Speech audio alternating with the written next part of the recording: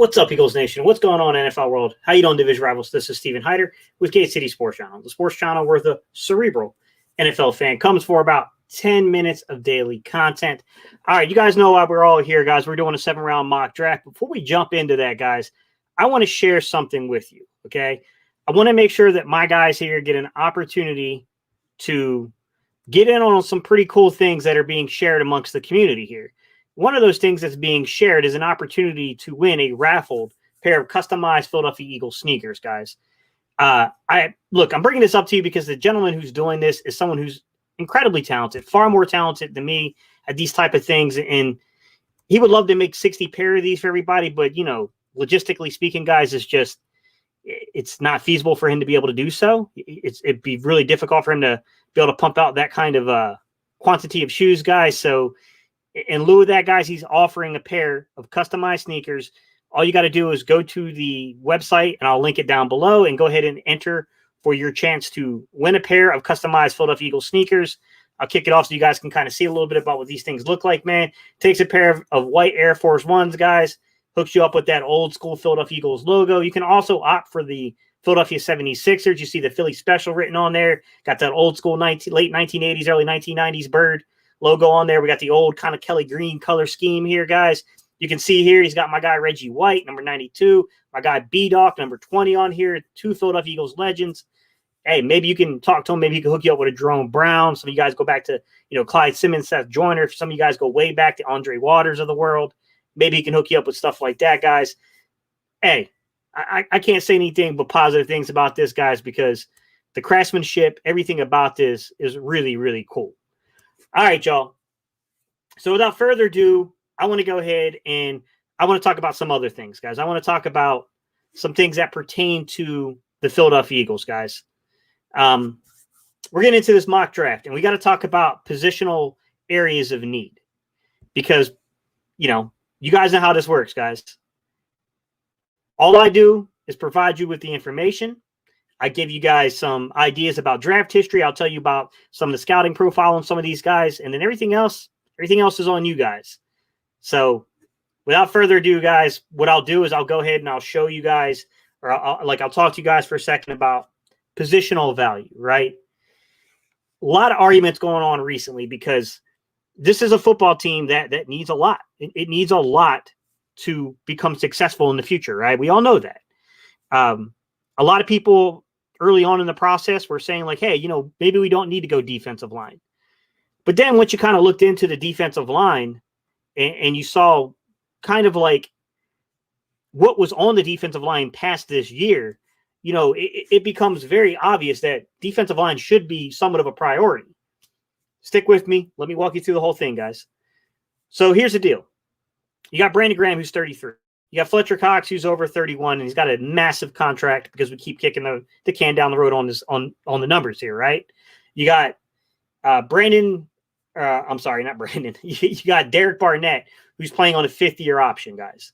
So he's not going to be on this team in terms of the long-term contract past this one. I mean, this is it. And then we have to make a decision here. Then you got a guy who's also coming up due in Josh Sweat. This is Josh Sweat's last year of his contract. He's also got a degenerative knee condition. So when we look at the long-term future and the long-term projections of Philadelphia Eagles, I do think there's been a little too much underhype on the defensive line. And I know it's a tough sell to you guys. I'm not a fool. I know that you guys are like, Gate, you're killing me, man. You're killing me. Like, defensive line, though, like, even though it is a long-term need, you're 100% right there. Like, we would literally be drafting the one guy that probably would not get 50% of snaps unless they're just a complete stud. Like, they would have to be far above what analysts are saying. Like, this would be a guy that probably get 30, 40, maybe at the high end, 50% of snaps, and then would have to be a key player the following year. So it's a guy that we'd be drafting that probably wouldn't have as big as an immediate impact as a cornerback or a receiver or some other positions. I get it, but I'm just talking about long-term projections, guys. There's issues along this defensive line. Offensive line. I'm not a guy that generally believes that we need to go offensive line early in this draft, but I do recognize that, look, you look at Jason Kelce, man. He's probably playing his last year of football here for the Philadelphia Eagles, guys. You look at Brandon Brooks. He might be playing his last year or two of football, all right? Lane Johnson. All three of these guys on the right side are all over 30. Two of these guys are dealing with, returning from significant injuries that have been consecutive years. And then you got the third guy who basically kind of had to be talked into coming back to play football, guys. So, I mean, the offensive line, like, if something happens and the guys are off the board that we had high at number 12, I could absolutely see the Eagles trading back and Elijah Vera Tucker and other guys like that becoming now more of a possibility. That's not what I would want personally either, guys, but I recognize positional need versus availability here. We all know why we're here, though. We all want either a receiver or a cornerback. I think the majority of people I've talked to, the majority, not everybody, but the majority of everybody, we're kind of in that cornerback camp, right? We all kind of want corner play.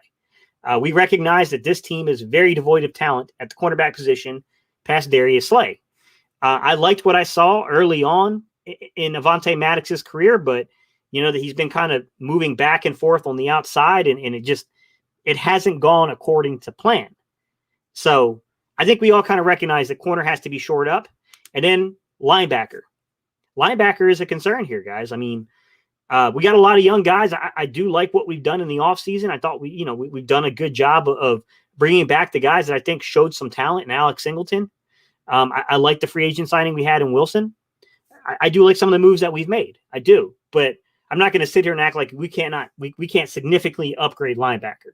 I think we can absolutely significantly upgrade linebacker in this draft. The problem is we all know the draft history. But did you know this? Do you know the last time the Philadelphia Eagles drafted a cornerback in the top half of the NFL draft? And not even a cornerback. I have to take it back past a cornerback, guys. I got to take it all the way to just a member of the secondary. I believe it was like 1969. 1969 was the last time the Philadelphia Eagles selected a corner or a member of the secondary in the first half of the draft, guys. And to be honest with you, it's a complex issue because even the guy that we selected back then, he was a two-way football player, and he also played running back as well. So, I mean, like, it's a complex situation, guys, because you talk about, from 69, you're talking 79, 89, 99, 2009, 2009. We're talking over 50 years of draft history. And that was Leroy Keys was the last time we selected a guy, but he was a running back / he kind of became a safety in the NFL with the Eagles. We're talking about a long time ago, guys.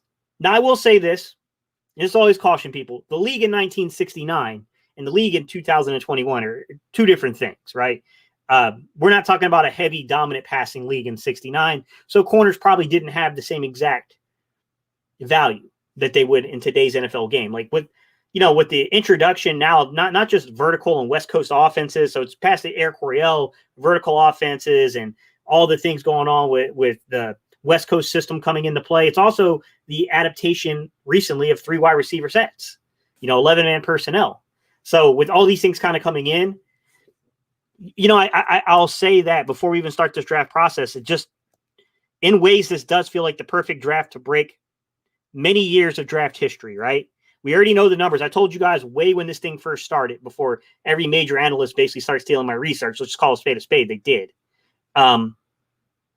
I told you guys it had been over 30 years since we had taken anything outside of quarterback, offensive line, or defensive line in the top half of the draft.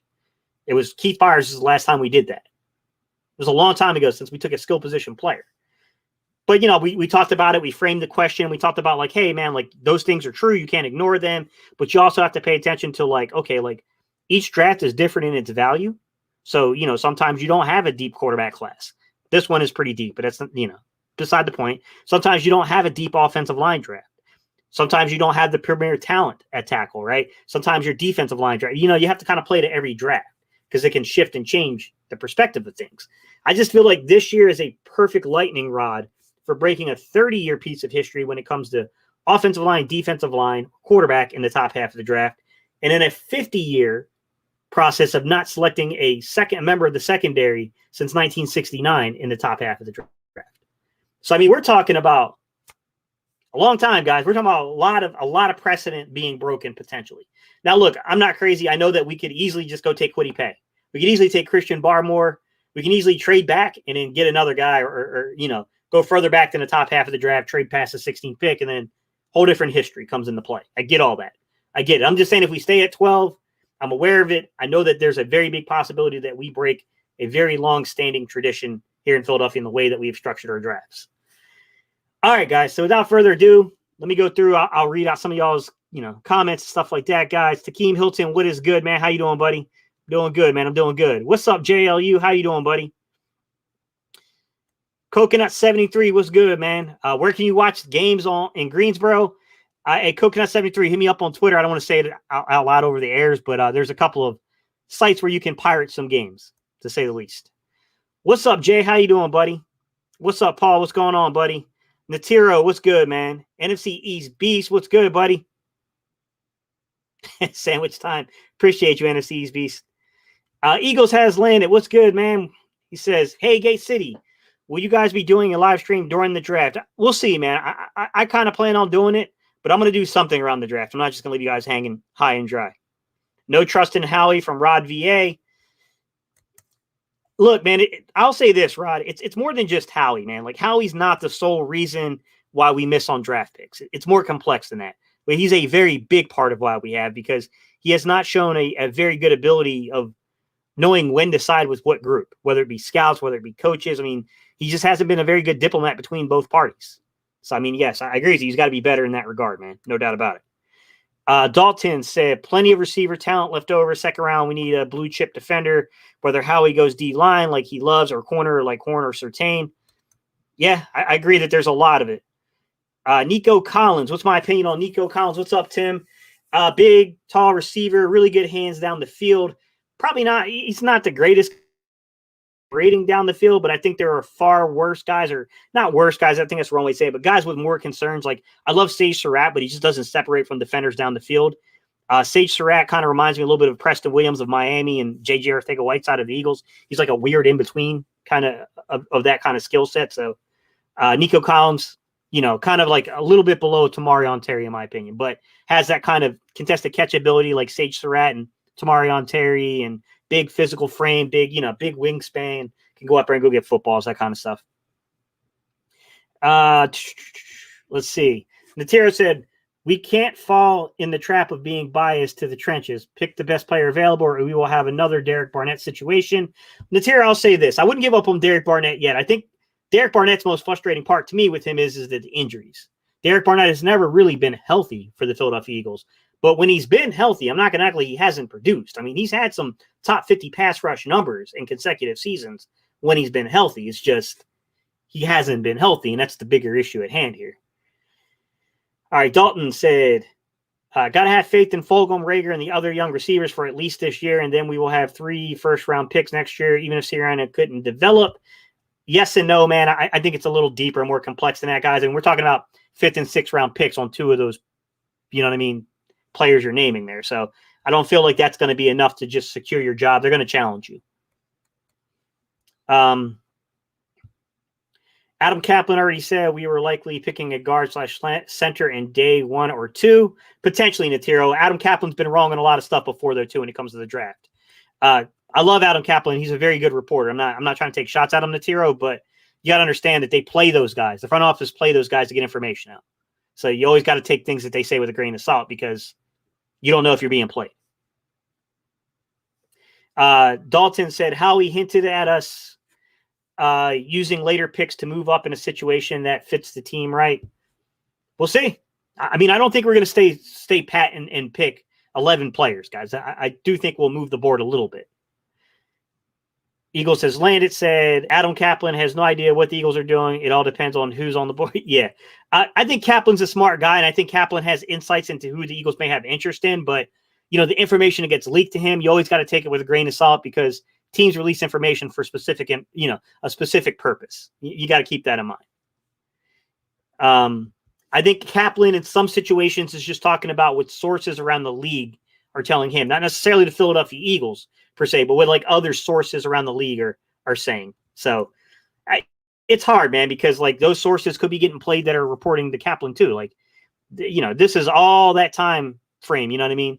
It's that time frame of all that kind of stuff. What's good, Cody Kleinfelter? What's good, buddy? How you doing, man? What's up, Ryan Rowe? How you doing, man? Big Moose, what it do, buddy? How you doing, man? Irish Steve, what's good, my guy? Natiro says if Howie sticks to our scouting board, we wouldn't have picked Jefferson and Chin last year. That's a fair point, Natira.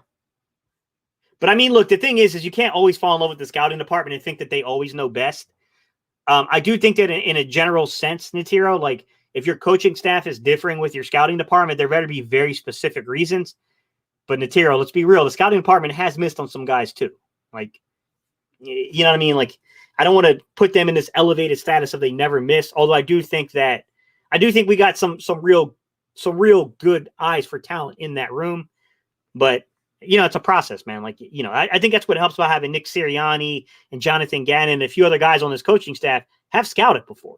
Some of these guys have scouted before. And I think that's a big part of it, guys. Let's be real. That's a huge, huge part of all this is having that experience, doing that, understanding what scouts go through and all that. I mean, don't get me wrong. It's a little different from being like a part-time area scout. I've done that for some small D1 schools, guys. That's a much different experience from being like an on-staff scout for an organization, like completely different worlds, guys. Don't get me wrong, but these guys at least have some experience and understand some of the ins and outs of things. That makes me a little hopeful towards this coaching staff, guys. What's up, Romy1? How you doing, buddy? K Sledge, what's good, buddy? K Sledge said, would you trade the 12 pick for the 2 first Baltimore's have now? Maybe, man. Depends on how the board falls. Like, it's hard to say that without seeing the board fall. You know what I mean? Like, I got to see how the board would fall before I did anything like that, man. We need solid players down the board this draft, and hopefully Hurts has an above-average season so we can draft the superstars next year in the first. That would help, man. I mean, I'm not going to lie to you. Jalen Hurts starting to show the signs of being a franchise quarterback. It's really hard to prove you're a franchise quarterback on year one. You know what I mean? Like, only have 1 year starting experience, but at the same time, like him showing that he's taking positive steps towards being that by season's end, it would go a long way, man. This would set this team up to be very good in the future. Like, even if you're not a Jalen Hurts guy, you should be rooting for that because it's the best thing for the Eagles. Solving that problem is a big problem to solve. What's good, man? So Philly Green said, do you like Taylor Wallace? He's okay. I think Taylor Wallace is interesting because I see him more as a flanker. He's a guy that I got a film breakdown coming up on, but I don't want to go too much into it without giving away. But Tylan Wallace is probably a little underrated in here. I see him as a guy that might go probably 3rd round, early 4th round is about where I would put him in that process. And Natiro, though, it's deeper than that, man. Let me share some of the story with this stuff, man, because it's deeper than that. You got to remember, J.J. Arcega-Whiteside had the same exact organization representing him as Carson Wentz. Carson Wentz already knew this young man from this organization. Howie Roseman has ties to said organization, and a lot of GMs do this to where the agencies, they form connections with the GMs, guys, and that relationship cannot be overlooked. And Carson Wentz was already throwing balls to JJ. So it wasn't just analytics, man. Yes, they fell in love with the contested catch abilities to it that played a role, but it was deeper than that, man. There's a lot more to it than just that. That's a very simplified version just to say they solely made that pick based upon analytics. It's always a little deeper than that. Without further ado, guys, let's go ahead. Let's go over the parameters of how we're going to set this draft up. I've talked for almost 13 to 15 minutes at this point, guys. So I think we've got the talking out of the way. Time to do some drafting, right? So I'm going to go to the Chrome tab. Give me 1 second, guys. I got to pull up the mock draft simulator for you guys. Let's share the screen. Hopefully everybody can see this. So the way I got the parameter set, obviously we're controlling the Eagles. This is a 7-round mock draft. All right, guys. So speed, I put it down at halfway. So that way I can pause it and ask you guys if you would like to trade on certain certain areas, right? Care for positional value, I am going to move that up to about half. I do think that should be about half and half for positional value. Randomness, I'm setting randomness down. You guys can see the randomness. This is where the top of the bar is. Randomness is way down here, okay? I want randomness down because it's random enough even with the randomness down. I don't like how random it gets too random to be ridiculous. It'd be like taking candy from a baby. It'd be way too easy. Draft for needs, I set up pretty high. I left some flexibility here. I'll even take it down one little notch here. I want to leave some flexibility for teams to, kind of build, because needs is, it's a subjective thing to say. And then the public versus PFF board, I moved it up to include a little bit more of the public board with PFF. So that way it'd be a little bit more balanced. But that's it, guys. That's the parameters. We got the Eagles 7-round mock draft. We're going to enter the draft at this point, guys. And with the first pick in the 2021 NFL draft. Does anyone really think is going to be anyone other? No, they went Zach Wilson. Say, look at this. Look. This is how random this was with the randomness set down. And maybe this is a recent trend. Maybe I'm missing something, guys. But the Jaguars went Zach Wilson, okay, which basically left the Jets to take Trevor. All right. So following Trevor, guys, I mean, just the craziness of how fast this stuff moves. Then they had Justin Fields third, which I think Justin Fields third makes a lot of sense to me.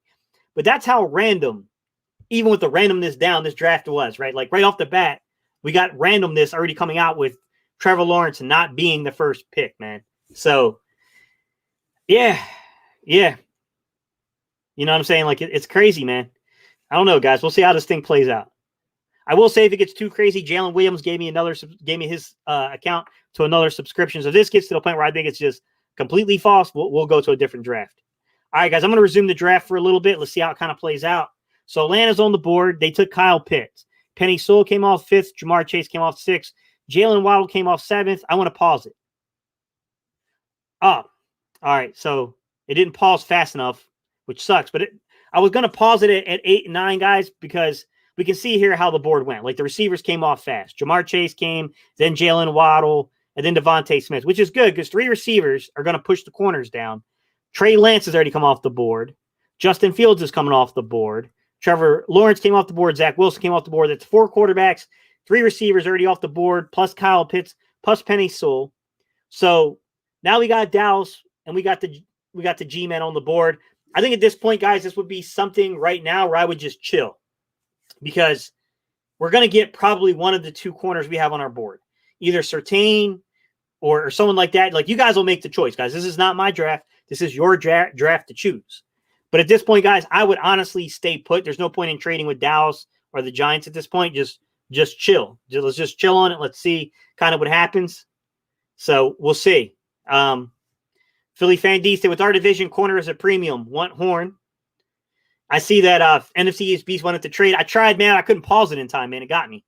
It definitely got me. I'm going to just chill on this one and just kind of see how it goes. In your opinion, how big of a talent gap do you see between Horn and Surtain versus Kevin Joseph, Samuel Jr., and Campbell? Campbell has all the physical traits, Jalen Williams, that you want in a corner. He's got the range. He's got the length to play corner. I mean, he's physical. I just don't think he got the same kind of coaching that Surtain got. So, I mean, I think he's more of a developmental piece, but I think his ceiling is just as high, to be honest. Kevin Joseph might be the guy that they're underestimating. He had some personal kind of things going on that were off the field. He only has like 1 year of like true starting experience, if you will, but he's played a lot of snaps. Because even when he was at LSU and he was like the 3rd corner because he was a freshman, he played a lot of snaps. But then he had a city year because he transferred. Then he went into Kentucky system. And he was pretty good. I think Kevin Joseph is the guy that if he didn't have these character concerns, he would be a back of the end 1st round guy into the 2nd round. But he'll probably be a 3rd or 4th round guy now, Jalen, to be honest with you. Horn's an exceptionally athletically gifted guy. He's got a lot on him. You know what I'm saying? Like he's played a lot of good competition.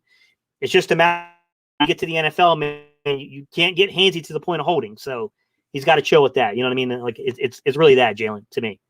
What's going on? I see a few of y'all are rolling in here. Guys, I don't know why the picture's so out of focus, guys. It's probably got to do with the connection and me moving the screen. What's up, Jonathan? How you doing, buddy? All right, guys, let's go ahead and let's resume the draft. We'll see what kind of happens, and then I'll present to you what the options are. So, resume the draft. Who does Dallas take? Dallas took Patrick Surtain, guys. So, Patrick Surtain came off the board on this one. Mekhi Parsons came off the board to the Giants. So, here the Eagles sit. Here are your options, guys. Rashawn Slater. Best available is Rashawn Slater. Christian Barmore, defensive tackle, Alabama. Best available.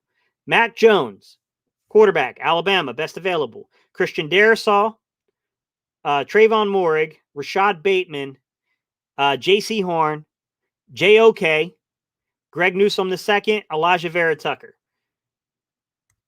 Do you guys have a preference here? What does everybody want? You got to leave it in the comments section, guys, for me to count it. Do me a favor, guys. Don't post like a million times because it really makes it difficult for me to track what the popular pick is, because this is supposed to be by what you guys want, not me making a judgment call unless it comes down to an even split. So I see a Slater in there. I see Horn. I see Barmore. So we got 3 guys named. Oh, we got a second Horn in here. Jalen, of course, Jalen's like me. He's going to trade back. Philly Fan D said Horn. So we got 3 Horns at this point. BLSG said Slater. Got 2 Slaters. Got 5 Horns with Swisher coming in. 6 with Irish Steve. Ryan came in with 7. Cody came in with 8. I'll give it a couple more seconds, guys. Yeah, it looks like Horn's going to win, Jalen. Trade back for Farley. Horn. We got some Slaters, though. I mean, Slater picked up some momentum, guys. I'm impressed that Slater got like 3 or 4 of you guys saying like to go get him. Like, I think Slater's a really good football player, guys. So, yeah, it looks like Horn's going to win this, but I'm going to give it a few more seconds. Horn, yeah, it looks like everybody's kind of chiming in with Horn. Hey, look, Slater got a 4th. Got a 4th vote. Takeem's like me. Jalen's like me. The 3 of us would probably trade back for the value in this one.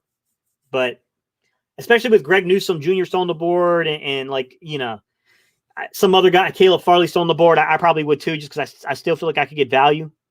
But I give what you guys are saying. All right, guys, we're going to go Horn. If we go Horn here, before we go forward, do you guys want to trade back into, so leave a yes or a no, trade back into the first round or no? Or say Gate, pause at like the 22nd or 23rd pick and let's talk again. You guys want me to pause at the 22nd and 23rd pick and then we'll look again?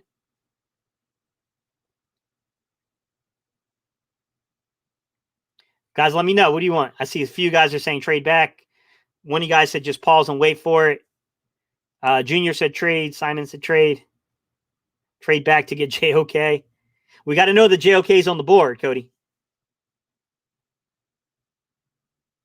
Yeah, I wouldn't go like I would honestly, Takeem, me, I wouldn't trade back until like past 24th pick because I think the value is, you know what I'm saying? Like you would get crushed if you do that. All right, guys. So we know Horn's going to be our pick here, so I'll go ahead and I'll let Horn go. I'm going to let the board play out a little bit, and then I'll pause it and we'll look at trade scenarios, okay? So with the 12th pick in the 2021 NFL Draft, the Philadelphia Eagles select cornerback from South Carolina, J.C. Horn. That was the community's pick. All right, guys, I'm waiting for it to do it. All right, so I'm going to let a few guys come in. Mac Jones went 15. Elijah Vera Tucker went to the Raiders. Trayvon Moehrig went there. Rashad Bateman went to the Skins, or Washington football team. My bad, guys. Jalen Phillips just went. Greg Newsome went. Jason Alway went. Okay, Kwity Pages went. I'm going to pause it. All right, the Jags are on the board. I think the Jags make an interesting trading partner if we want to trade back up for a couple of reasons. Number one, simply put, guys, they've already had a first-round pick. So they've got it. You know what I'm saying? Like, Natiro, Horn did not get roasted bad by the top receivers. That's a false narrative, man. Stop. That's not true. We could trade back up at this point, guys. I think it'd be a little easier to trade with a team like Jacksonville that's already had a first-round pick.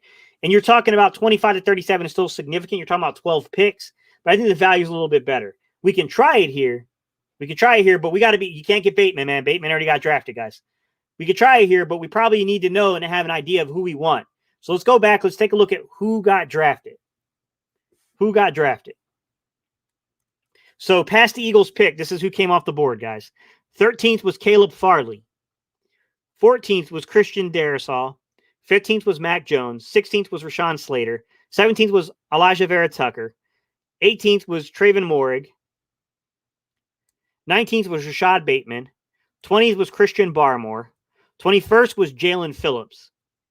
22nd was Greg Newsome II. 23rd was Jason Owe.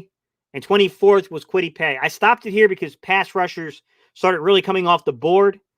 And I think we got to be careful, man, because if you guys remember in our last mock draft, the one criticism I would give is we waited way too long to try to address the pass rush. And we got burnt as a result of doing that. It kind of got us. Now, we all know the big name receiver that we probably all be looking for here, right? We got a few guys still on the board.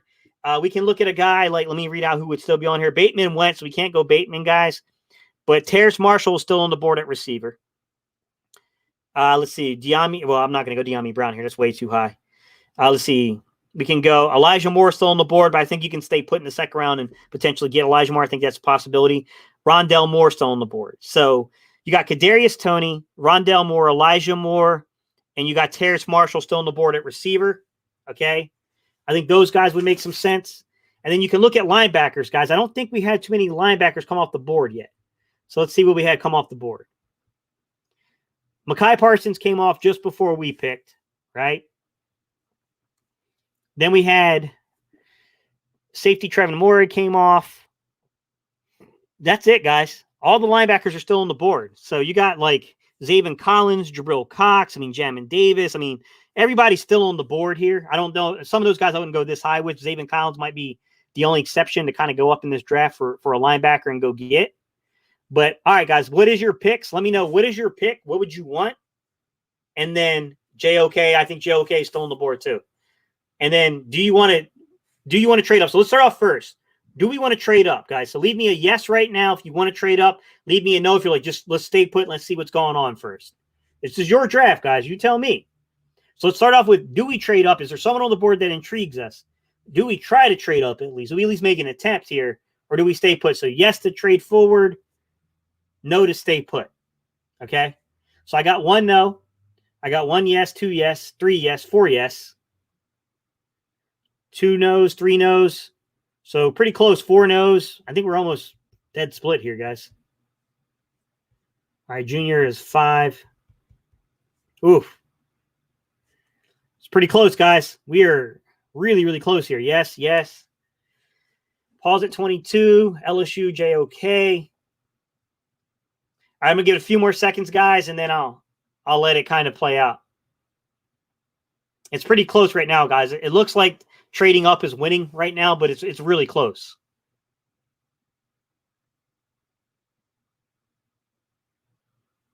All right, so this is what I'm going to do. It looks like the yeses are winning.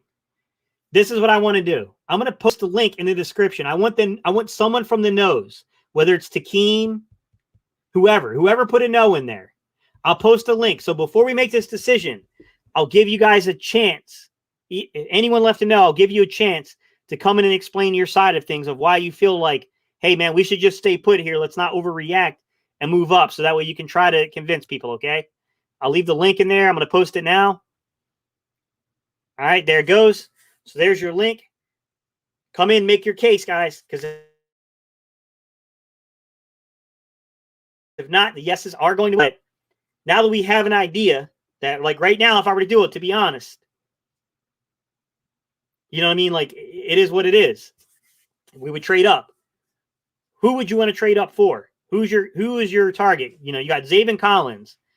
You got JOK still on the board. We got Terrace Marshall still on the board, right? I don't know if we have any safeties like past Trayvon Moore. I don't have anyone rated in the first. Takeem said, I call in, but I'm driving. Anyone that put a no, if you want to defend your answer, I'll stay on a little bit longer for you before I move on and I do the trade. Or I try to do the trade. But if you put a no and you want to try to convince people why you want to stay put, come on in. But, I mean, look, who's the pick, guys? So let's just kind of, as we're waiting to see if anyone wants to come in and kind of talk about it, who's your pick, guys? So tell me, who do you want? JOK, Zaven Collins.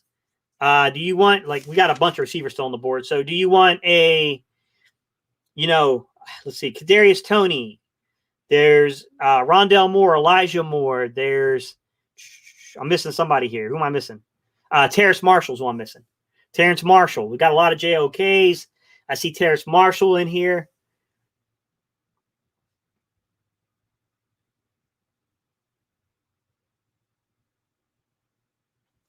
All right, so for the yeses, that's a good point, Jalen.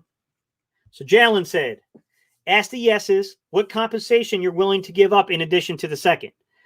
So what do we want to give up, guys, in addition to the second round pick? What do we, like, how badly would we want this pick, and what are we willing to give up? So we know we have to give up our second round pick. But what else? It looks like JOK clearly is the pick you guys want. Terrence Marshall had a little momentum now.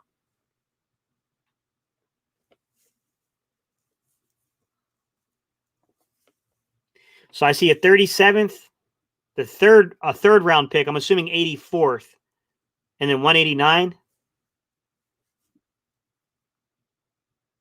I don't know if Bad Babylon, we could, but I think that's a lot, man, to give up the Dolphins' first round pick next year. Give up the 6th pick. Drew, I could try that, but I don't think the 2nd and the 6th is going to get that done. I can't trade a player, Junior. I can't trade Ertz. It doesn't give you that kind of option. 2021 3rd and 6th with the 2nd round pick, because you got to give up the 2nd, guys. A 3rd and a 6th will not get it done to move up 12 spots into the 1st round, guys. So we got a 2nd and a 4th. 2nd and a 4th. All right, so you guys want me to try the 2nd and the 4th round pick? Is that everyone's stance right now? Go 2nd and the 4th. So we're talking 37 and 123.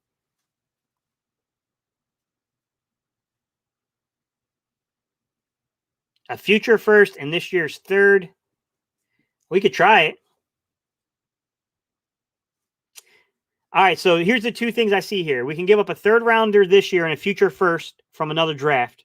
So probably be one of our 1st from next year. Or we give up our 2nd round pick this year and we can try a 4th rounder. I see 2nd and 4th, and I see that kind of future 1st and 3rd. So what do you guys want?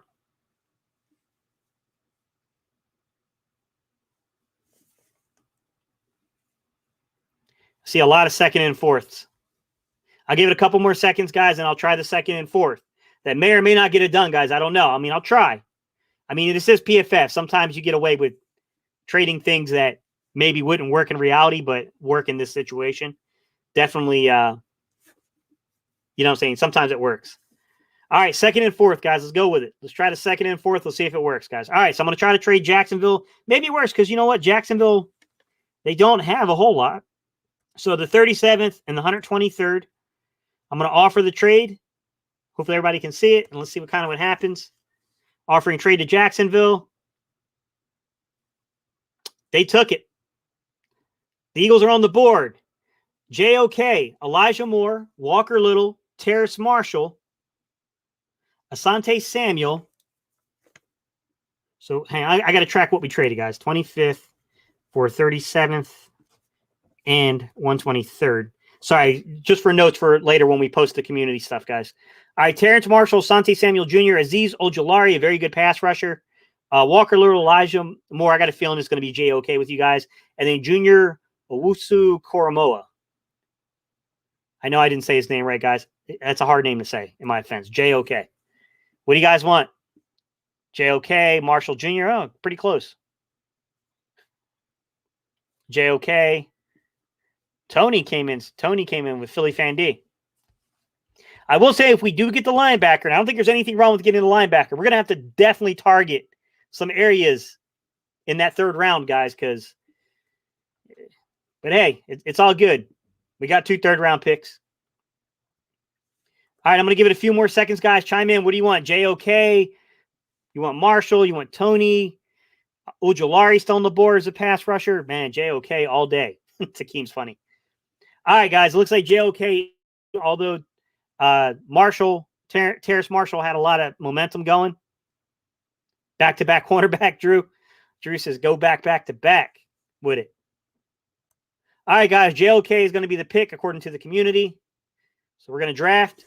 With the 25th pick in the 2021 NFL Draft, the Philadelphia Eagles select linebacker from Notre Dame, JOK. I'm going to let this go down a little bit, guys. And then,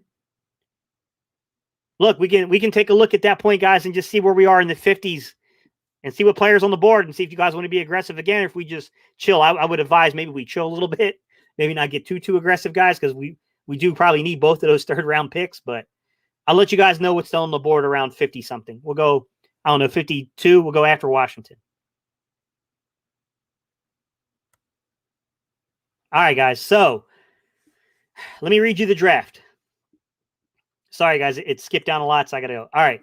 After we took JOK, the Cleveland Browns took Gregory Rousseau, edge rusher. Rondale Moore came off the board to Baltimore. Kadarius Toney came off the board to New Orleans. I like that pick a lot. That one makes a lot of sense. Green Bay took Azeez Ojulari. That doesn't seem like a great scheme fit to me, but I guess they're going to use him as an outside, 34 edge rusher there. Zaven Collins came off to Buffalo. That's actually a really good fit for him. Nick Bolton to Baltimore. Now they do pretty good with developing guys. Terrace Marshall Jr. came off 32nd to Tampa Bay. That's weird. I don't know how many receivers Tampa Bay really needs, but cool. Alex Leatherwood, tackle, 33rd overall, went to Jacksonville. Carlos Basham Jr., edge rusher, 34th overall. Samuel Cosme went 35th overall. Elijah Moore went 36th overall. So we would have missed on Elijah Moore anyways, guys. He went 36. Asante Samuel Jr. went 37th. Jackson Carman went 38th. Pat Fryermuth went 39th to Carolina. 40th was Najee Harris. 41st was Richie Grant. 42nd was Walker Little. 43rd was Tevin Jenkins. 44th was Dylan Redunds. 45th was Travis Etienne. 46th was Ronnie Perkins. 47th was Javon Holland. 48th was Andrew Sisko. That kind of stings because Andrew Sisko would have been a guy I would have been definitely been interested in coming up to come get. Wyatt Davis went 49th. Landon Dickerson went 50th. Kyle Trask went 51st. Chicago's on the clock, guys.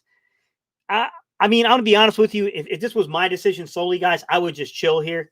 I don't think there's a need to reach at this point. I think we could just kind of relax on this one. We got 2 third-round picks. We're going to get value. We already got 2 really good picks. We got Horn. Takeem Horn was the pick at 12. Marshall already came off the board, Drew, where I would absolutely do that. So what do you guys want to do? I think we should just chill. You guys want to chill out and just wait for our pick? And just kind of see who we got on the board? Because, you know, we could definitely use edge rusher. We could use receiver. We could definitely use some depth at offensive line. We could use another cornerback. I mean, there's a lot of things we could do, guys. Yeah, chill. Yeah, it looks like a lot of you guys are like, yeah, let's just chill, Gate. Let's let this one run out a little bit. All right, we're going to let it run out. All right, guys, we're going to resume the draft. We're going to let it play out. We'll see what comes off the board. Eichenberg went next. Asai went next. Javonte Williams went next. Lee McNeil, very good interior lineman, went. Creed Humphrey, Peyton Turner, Tryon came off the board. Weaver came off the board. Elijah Molden came off the board. Trey Smith came off the board. Eric Stokes came off the board. Jabril Cox came off the board. Melifonwu came off the board. De'Ami Brown came off the board. Tyson Campbell came off the board. We caused a series of event at corner, it looks like, guys. All right. So, best player available is Jamin Davis, linebacker from Kentucky.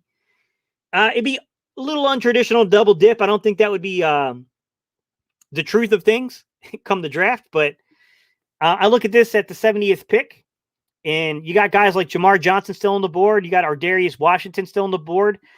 Intriguing part about Ardarius Washington, guys, is that you can make a case that Ardarius Washington at his size is not a safety. That's a nickel back. So we could really draft him with the intention of playing him as a nickel back, you know, kind of pushing down there. But I don't know if we want to spend this kind of draft capital on a nickel back, guys. Kelvin Joseph, cornerback, Kentucky, still on the board, guys. Tay Gowan still on the board, but we could probably chill out on that one and wait. Josh Palmer, wide receiver, still on the board. Some of these guys would be a definite reach, though. I'm not going to lie to you. Milton Williams, Brady Christensen, Cade Johnson, Jalen Darden. Davis Mills is definitely probably the guy that has the most draft value here still available, but I don't think we need to go quarterback quite this early, guys. I think that's a bit much. I think there's too many needs to go right now. Tommy Togiai, defensive lineman from Ohio State. Kellen Mond still on the board. Kellen Mond would definitely be a guy of really good value, but once again, run into the same exact problem, guys. I think it's a little early for us I think we have too many needs to really do that.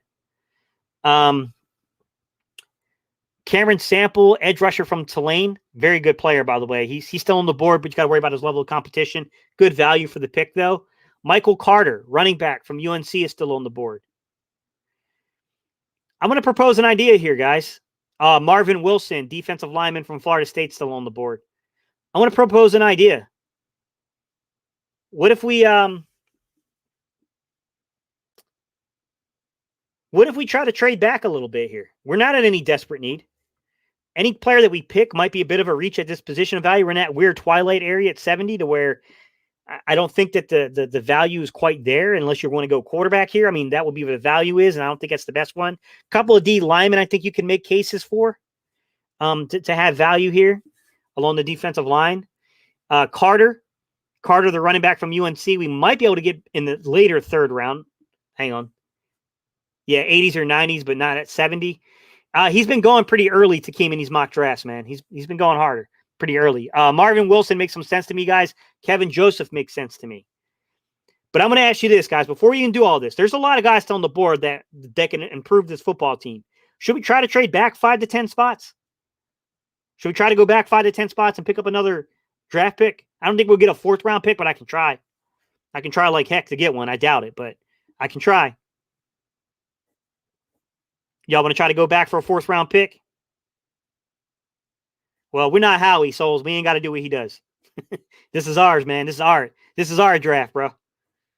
All right, so I've seen like 5 picks or so. Trade back. All right, guys, let's see. Let me see what I can't do here with the trade back. All right, so let me go ahead. So no one really had interest in trading. Okay, so here we go. Trade 7. We got 7 trade offers. So the Giants want to come up here. I don't know if I'm comfortable with trading with our division rival, but might have a choice here. The Giants had the 76th pick, guys. I think that's a perfect value. So I'm going to do their 76th. They got 116. Because this is a division rival, I'm going to ask for a premium here. Why don't we give them our 70th? Since they're giving us 116, should we add like 224 to that? So should we go for 76 and 116 and then give them 70 and like 224? I think that would be fair.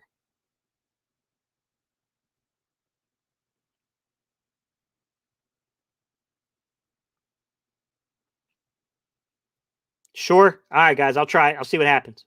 All right, so let's see what we got here, guys. All right, I'm going to try to trade them our 70th and I'm going to go with the lower pick. I'm going to go with 225. 70 and 225 for 76 and 116. I think that's fair, but I don't know if the Giants will take it. I'm going to offer the trade and see what happens.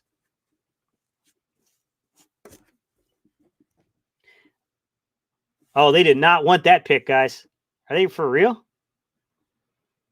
They really didn't want to do that, huh? All right, let me try 189. I could try 189.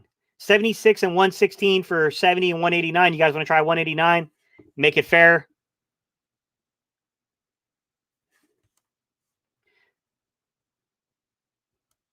All right, I'm going to try 70 and 189 for 76 and 116. All right, let me see if that works, guys. All right, they took it. So we got the 116th and 76 for the 189th and the 70th.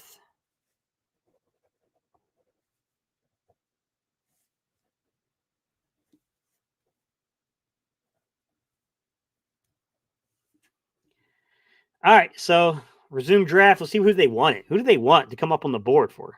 Ar'Darius Washington, the guy that said we could probably play in the slot. Marvin Wilson went just a couple spots before us. He's a good football player, guys. All right, Patrick Johnson from Tulane just went ahead of us. So we're on the clock.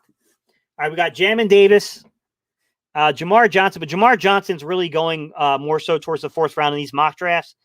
I don't know, like we could get Jamar Johnson and just say who cares about what they grade is to be, but I can tell you that they will not be favorable to us taking Jamar Johnson here. We will get a bad grade for that. We got Jamin Davis, Jamar Johnson, and Kelvin Joseph. Those 3 guys are the best available. They are all pretty good players. They got good value here. Thomas Graham Jr., cornerback from Oregon, still available. Jalen Darden still available. Odiengbu, edge rusher from Vanderbilt. Odiengbu, I think, makes sense, man. The edge rusher from Vanderbilt. What do you guys think there? Are you guys familiar with Odiengbu? Do you guys want me to kind of go over a little bit of a scouting report with you guys and give you a little information on who the heck I'm talking about here? And why in the world we're talking about some guy that some of you guys probably like, who is this? Odiengbu's got a lot of ideal size for the position, guys. Played in the SEC. So, I mean, level of competition is not horrible, guys. Let me give you some of the underlying analytics on this guy just to see if there's anything here that I can use for you guys. So pass rush grade was a 77.8. His true pass rush grade was a 78, which is it's okay. It's a developmental guy. Look, he's got really good hands for defensive lineman, guys. He's probably got one of the better hands in here. He's 6'5", 275-ish, 276-ish. He's got that ideal kind of size to him. We definitely could use an edge rusher. I'm not going to lie. He's they call it twitchy, but just basically means that he's got good bend for a defensive lineman. He can play inside and outside. So he's a guy that you can line up in like a NASCAR package where you're going to bounce him inside as a 3 technique. He can do it.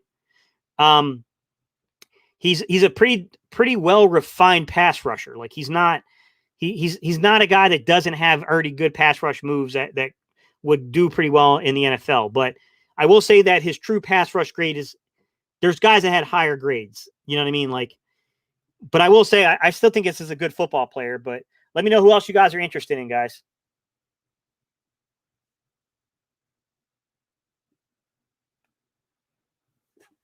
Take Davis at 84. I mean, I can look and see what we have at safety, guys, but I just think that you're going to reach at safety at this point, guys. I think they're gonna get you if you go safety here. You got Jamin Davis is the best player on the board. We've already gone linebacker with JOK, but you can make an argument that the way we're going to use JOK is basically in the box safety role. So you can say that we kind of taken a box safety in JOK in a way. He's got that ability to kind of be that guy. We can go with Jamin Davis if you guys want to. Let me look up cornerbacks. I'll tell you the value. I'll tell you who's on the board, guys. Let me see what we got here. So at corner, Kelvin Joseph is your highest rated guy. Then you got Tay Gowan behind him, but Tay Gowan normally goes in about the later third into the fourth round, guys. Benjamin St. Just is still on the board. Trey Brown still on the board. I mean, Adebo's still on the board. Adebo's, I would consider Adebo more at the 84th to that 116th pick. Honestly, your second corner, guys, I would just wait at 116 and let's just see if like Adebo's on the board at 116, Tay Gowan, Kelvin Joseph. My guess is Benjamin St. Just. One of those 4 guys are likely on the board at that pick. I don't think we got to go chasing here. Like I think one of those guys will probably be on the board. Shaun Wade, somebody, Marco Wilson, somebody that's decent will still be on the board, I think, at that 116th pick at corner. Because we're looking at a guy that's going to really come in and probably be your 3 at corner for a while. So you'll have time to develop that guy. You know what I mean? Like, in terms of linebackers, let me take a look, guys. That's interior offensive line. I don't want to do that. So linebackers, Jamin Davis is your highest rated guy. Pete Warner still on the board. Chase Surratt still on the board. Baron Browning from Ohio State still on the board. I almost feel like, guys, even with Jamin Davis, I like Jamin Davis, and you're going to get a really good grade for taking Jamin Davis here. But I can tell you that if we hung on to the 84th pick, I have a really good feeling that even at 84, Pete Warner, Chase Surratt, or Baron Browning, or Monty Rice, somewhere between 84 and 116, that group of guys is still probably going to be there at linebacker too. Yeah, St. Just will be on the board for a while. I agree, Takeem. Well, you got to look at it this way, Souls. JOK is not necessarily just a linebacker, man. He kind of plays the rover role. So he's kind of like an in-the-box safety too. So like if you get him, that's a guy that kind of, hey, you can play a lot of base. You can play a lot of 43. A lot of base because that guy can cover. That guy can cover tight ends. He can cover running backs. He can cover, man.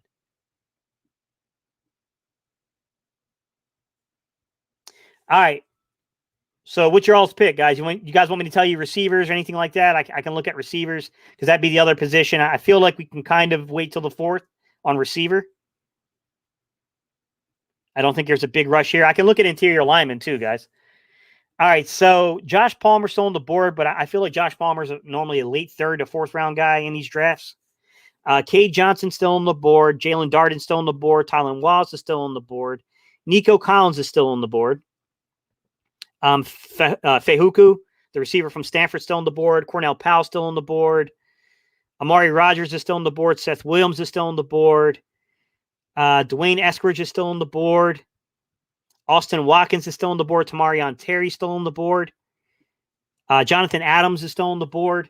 We still got Sage Surratt. I think we're okay at receiver, guys. I think we can We may not get that top of the line guy we were hoping for, but we can get a guy to come in and push the X if we really wanted to, the boundary side.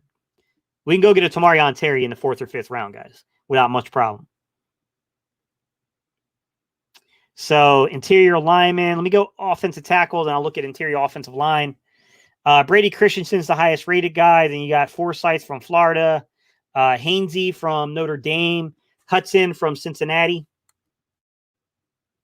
James and Mayfield, James from Nebraska, and Mayfield from Michigan. Mayfield's normally a fairly good pick here, but I still feel like Mayfield, if we really want to tackle, you can wait on that. I don't really think tackle's as big a need, though. I think we're okay at tackle right now. Let's look at interior offensive line, because that'd be the area where I think we can make an argument here. So Ben Cleveland, guard from Georgia. That one could make some sense here, guys. I could see Ben Cleveland making sense here. Guard from Georgia would make a ton of sense to me. Deontay Brown still on the board. Guy we can probably get a little bit later on, though, to be honest with you. So Ben Cleveland's the only guy I think that makes any kind of sense in this area from this list of guys. So probably worth it just to chill out on that one, too. Unless you guys want Ben Cleveland. Jamin Davis is by far the highest rated guy. So Jamin Davis, Jamar Johnson, Kelvin Joseph are the highest rated. All these guys are normally getting drafted towards the back end of the 3rd, though, guys, into the 4th. That's where almost all these mock drafts have them. All right. So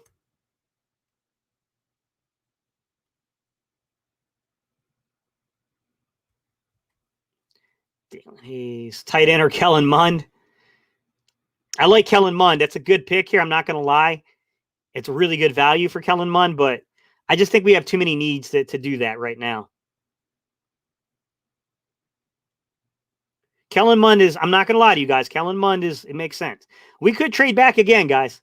If you guys want to trade back again, we could. You guys want me to take Kellen Mond? All right. If you want Cleveland, put Cleveland. Ben Cleveland, guard from Georgia. If you want Kellen Mond, put Kellen Mond. If you want Jamin Davis, put Jamin Davis. If you want another player, put that player in there, guys. I'm going to start counting them right now, okay? I got take Mond. I got Mond. Wow, man, you guys are really on Mond.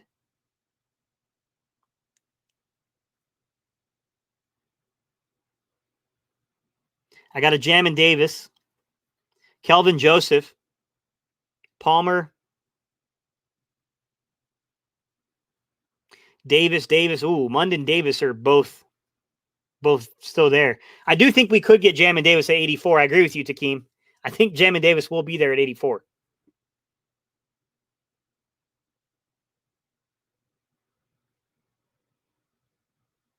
Back up for Jalen. Oh, boy. This is, man, you got 3 guys that keep getting named here. I got Kelvin Johnson keeps being named. Kellen Mond keeps getting named. And Jamin Davis. Those are the 3 really popular ones.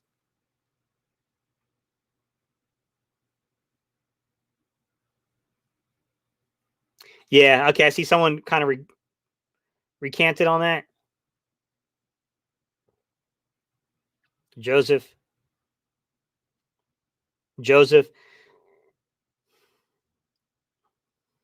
Cleveland. We got some Cleveland rolling in. This is tight, man. You guys are, I've never seen a pick be this tightly contested.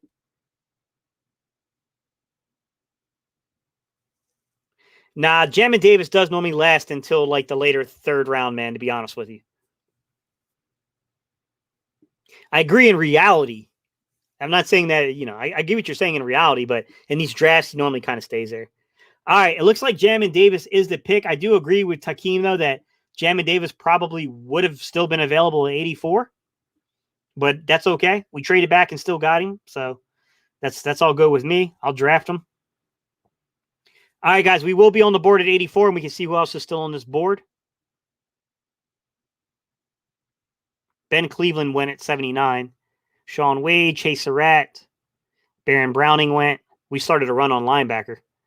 Paulson Adebo went. You know what's funny, guys? Kellen Mond is still on the board at 84. All right, so we got Kelvin Joseph still on the board. Jamar Johnson still on the board. Kendrick Green still on the board, guard from Illinois. Tay Gowan still on the board. Brady Christensen. Let me see who's the guy that normally goes early in these drafts. Let me take a look and see who they got. Kellen Mond normally goes way earlier than this guy. He's clearly the best value on the board. But Cameron Sample, the defensive end from Tulane, that's a really good value here. Michael Carter, running back, North Carolina, still on the board, guys. That's a really good value. Michael Carter is. Let me see. I can't say that kid's name, but the defensive lineman from UCLA, Odigaziwa. I don't know how you say his name, guys, but he's still on the board. This is around the area he normally goes. Like between now and the early fourth, he normally goes. Tylan Wallace is still on the board at wide receiver. Tylan Wallace won't be on the board for too much longer, I can tell you that. But that's okay. We still got a ton of receivers on the board, guys. I would just kind of wait it out on wide receiver, guys. I feel like we'd be okay. Safety is an area I think that we could wait and still get a guy at safety, but I do think that there's a big gap. We might want to, after the fourth round pick, guys, we might want to be aggressive and trade back in the fifth, because I do think a ton of safeties will come off the board before we get a chance if we play around and mess around. Michael Carter from North Carolina is a really good value here, guys. I agree. Kelvin Joseph is a really good value here. I would definitely be okay with Kelvin Joseph. The kid Sample from Tulane's a really good value here. Well, we traded a lot, man. So we got, it's kind of hard to say that, man. We got 116, 150, 224, 225, and the 2 7th round picks. So, I mean, we still got some ammunition. I do think we have to come back up into the fourth or the earlier fifth. Yeah, Richie Grant's gone, Jalen. He went in the second.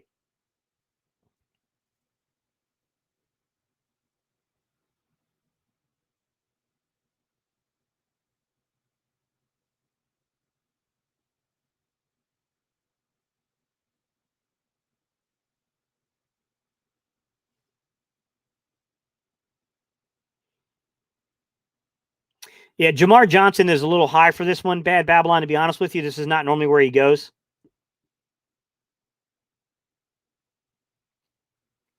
I see a lot of Kelvin Joseph.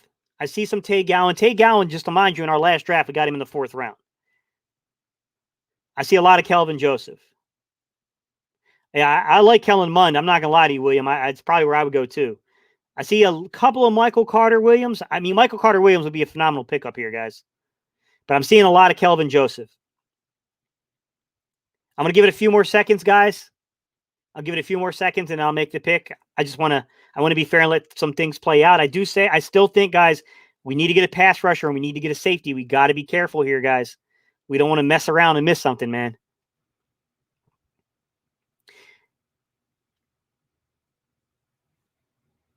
All right, while you guys are kind of voting on this, I had someone ask me what happened in the first round.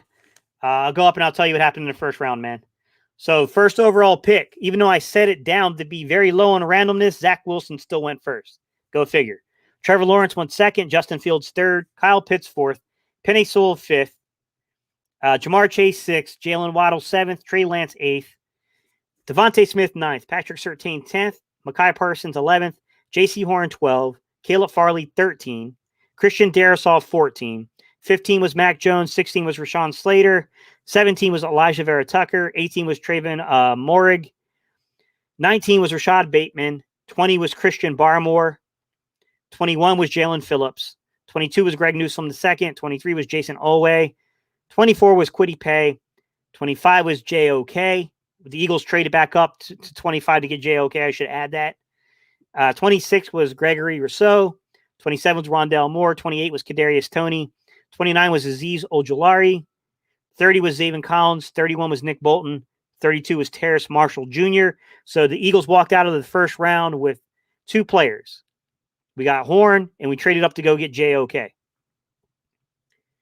Our draft so far has been pretty good. Yeah, Mundis from Texas A&M, Andrew.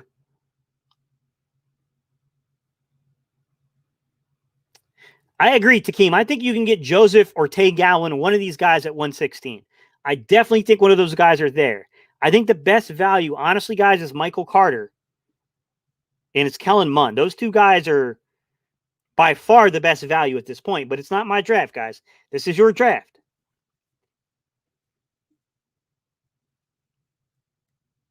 Kelvin Joseph is definitely winning right now, guys. So I'm going to give it a second or two. Let me know if any of you guys have changed your mind. Just put COM for change mind, or just put CM for change mind, and then tell me who you want. I see Carter coming in. If we won the draft in the first round. Yeah, Anthony, that would be a really good draft if Howie got that aggressive, man. I agree. So Jonathan Holly said Carter. All right, Munder, Carter, Benny Stu.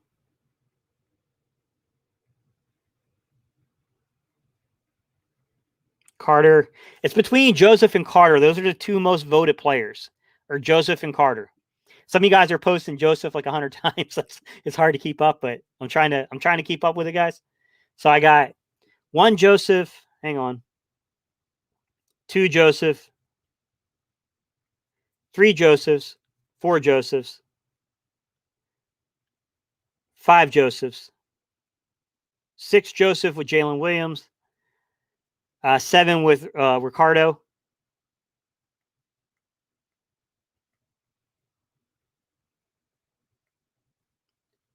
All right, I got 7 there. What's up, the Philly Talk Podcast with the $3.99 super chat? I appreciate you, my guy. He said, how many trade backs? Laugh out loud, my guy. Hey, if I was running this draft, we'll pick by Saturday, Mike. You know that. By Saturday, we'll get some selections in. I believe firmly in trading back. All right, I'm going to go through and I'm going to count the Carters. We got 7 right now. 7 picks for Joseph. So I'll count Carter and Mund together, and then I guess we can kind of figure that one out since a lot of you guys are putting Carter or Mund. All right, so 1. Let's see, 1. Sorry, guys, I'm trying to scroll through it. 2. 3. 4. 5 with Jonathan Holly. 6. 7. Oh boy, 7 to 7. 8. 8. All right. So technically, Mund and Carter won, but here's the thing. Who do you want, Mund or Carter, guys? I need a name. So down below, do you want Kellen Mund or do you want Michael Carter? Who do you guys want? 30 Joseph to 14 everybody else.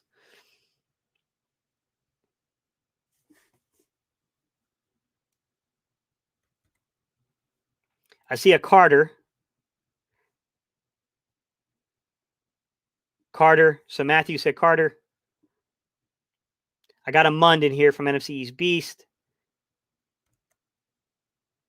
CW Gear here coming in with the $20 super chat. Appreciate you, my guy. Gate City for new Eagles GM. Love watching your thought process on where the value is and where we can get best bang for buck. May not always be the flashy pick, but you really take your time and think every choice. Keep up the work. I try, bro. I try to do my best, man. I appreciate the $20 super chat, my guy. Guys, now you guys are getting really, really close with the Carter and the Mund votes getting close. All right, I think Carter's winning, though. Although Mund is, I'm going to give it a second because Mund has picked up a little bit of momentum here. So I will give it a second or two before I do it.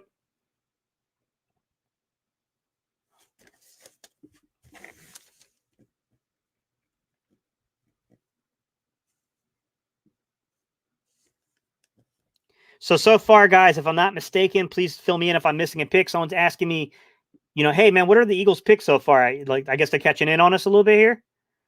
So what are the Eagles' picks so far? As I got it, is J.C. Horn, J.O.K., and then Jamin Davis have been our picks so far.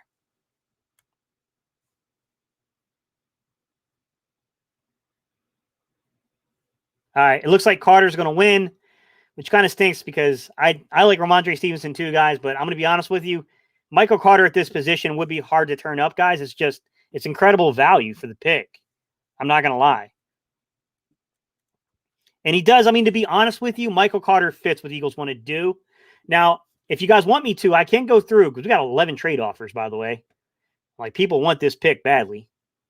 Let me filter through other running backs because Michael Carter Williams does make a lot of sense here, but I want to see No, Trey Sermon's too far down the board here.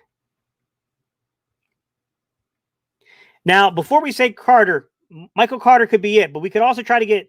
Do you guys want to trade back and see if we can get in better position for Kenneth Gainwell? Or you're like, no, take Carter, stop trading. I could trade down and try to get Kenneth Gainwell a little bit later, who's even a better fit for the Eagles. What would you guys want to do here? You want me to just go ahead and make the pick and get Carter? Or do you want me to try to trade down with 11 people that, want to trade? What do you guys want? Do you guys want to draft Carter? So put in Carter or put in trade? Carter or trade? Like I said, we could go get Gainwell a little bit later on. I have a trade. Jalen says trade. Trey Sermon could be on the board later on the draft too, Anthony. Take Carter. So a couple of Carters, couple of trades. Trade.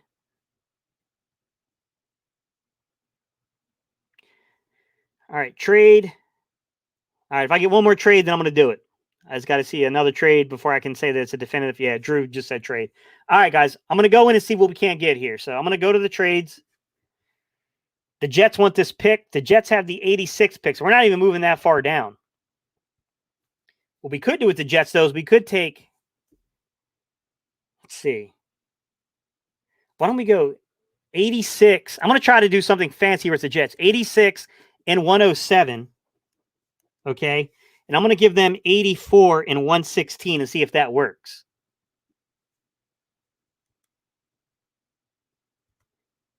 It shouldn't work, but I just want to try.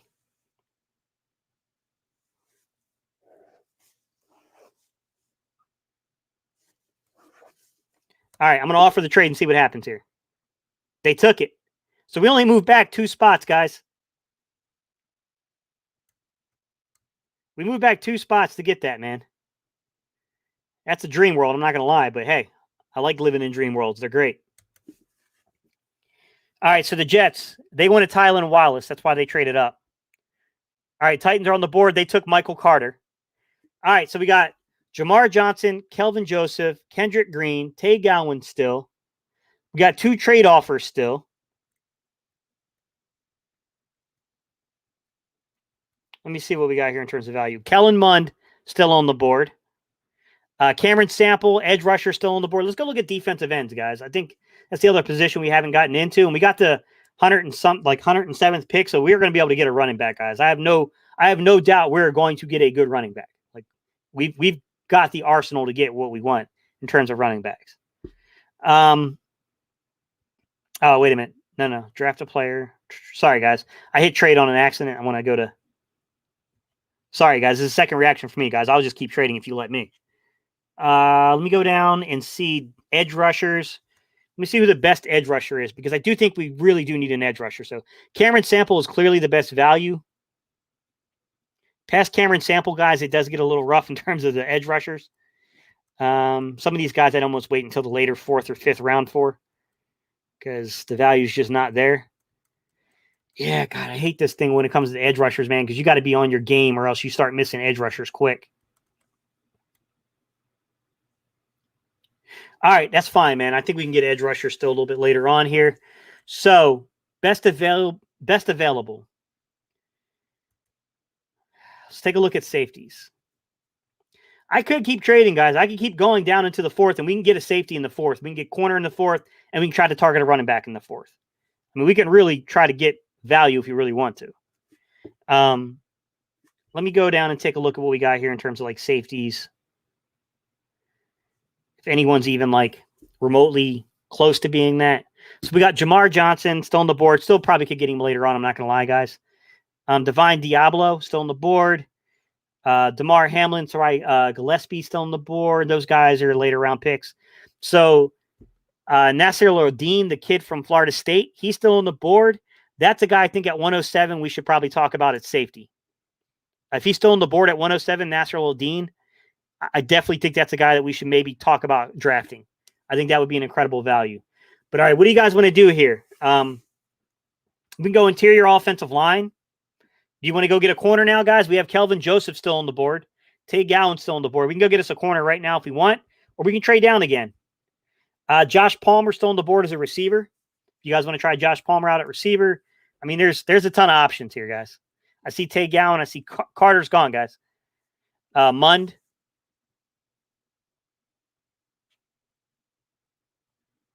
Kelvin Joseph.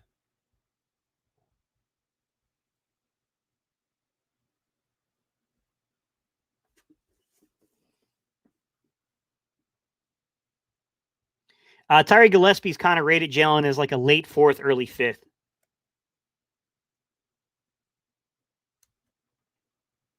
Yeah, we got lucky on that trade, guys. I'll admit that's not normal. You don't normally get that kind of value for moving down 2 slots to go up 16 slots in the next round. Like, they really wanted that pick. I think Sample, Steve, I agree. I think Sample's a good pick, but it's so it is. They were in the 2nd round. The Black George Clooney. Lito Shepard was in the back half of the 1st, so like in the 20s. And then Mike Lewis was early 2nd round, and then they also dipped in the 2nd round, and they got Sheldon Brown that year too, because they went three secondary players in a row that year. Corner's a good value. Palmer. Corner's a good value. Yeah, I like pass rusher too, but we'll see what everyone wants to do, man. All right, are we going Kelvin Joseph, guys? Is that the pick? Is Kelvin Joseph the pick? I see some Josephs in here. I'll give it a few more seconds, guys, before I make the pick.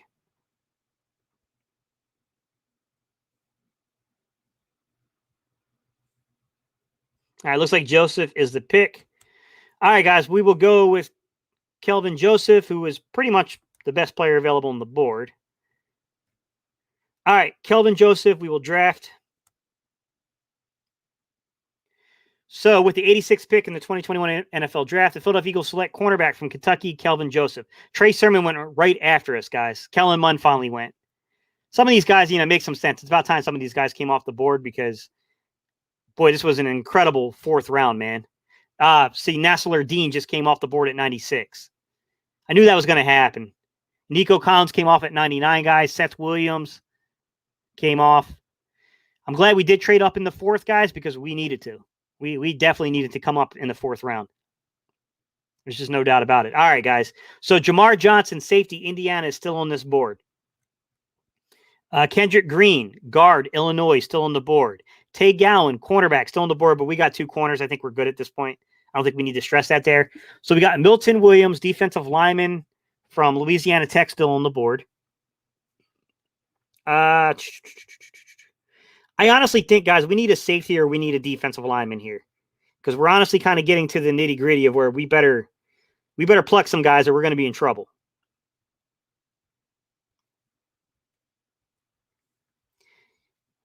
Nassler Dean, that one burned us, guys. I wanted to get him at 107 so bad. We do have some trade offers where we could go back if you guys want to go back a little bit and try to gain value. Do you guys want to try to go back since Jamar Johnson and Kendrick Green and Tay Gowan are really the 3 best available? Josh Palmer at receiver is. One of those 4 will still be available, guys, if we go back a few spots, and we might be able to pick up an additional 5th by going back. Can I tell you about the Indiana safety? Jalen, good football player. I will say physicality. He's not a very physical football player, but he's pretty good in coverage. Lacks a little physicality, though, to be quite honest. Green. I hear you, Andrew. Hufanga, you guys want to tell me where Hufanga? I'll let you guys know where Hufanga is kind of valued. Give me a second. I do like the Hufanga suggestion, but maybe we can move back and target somebody like that. I mean, Jalen Johnson's not bad, guys. He's a good coverage guy, but his tackling's, it's a bit of a concern at the next level. So Hufanga's average draft value is going to be between about pick 115 and pick 140. Hufanga. So we're in the right round, but we're just a little high. But look, I can live with Hufanga, guys. I think we've played the board really well. So if we want to reach here, let's reach. We've played the board solidly. So if we want to reach a little earlier, 10 picks above what a safety should go, we can do that. Or we got trade offers on the board, guys. We can go back a little bit. I still think that maybe it would be smart, guys, to like move back a little bit. And kind of, you know what I'm saying? Like get a guy. Like I still feel like it's smart to go back just because we can use the additional 5th round picks, guys, because we really need a defensive end too. We need safety. We need defensive end. We probably need a running back. We still need an interior lineman too. You know, that's kind of the hard thing is like you can get these best available guys, but then like it ensures parts of your roster, but not everywhere. You know what I mean? Reach and take a funga, trade.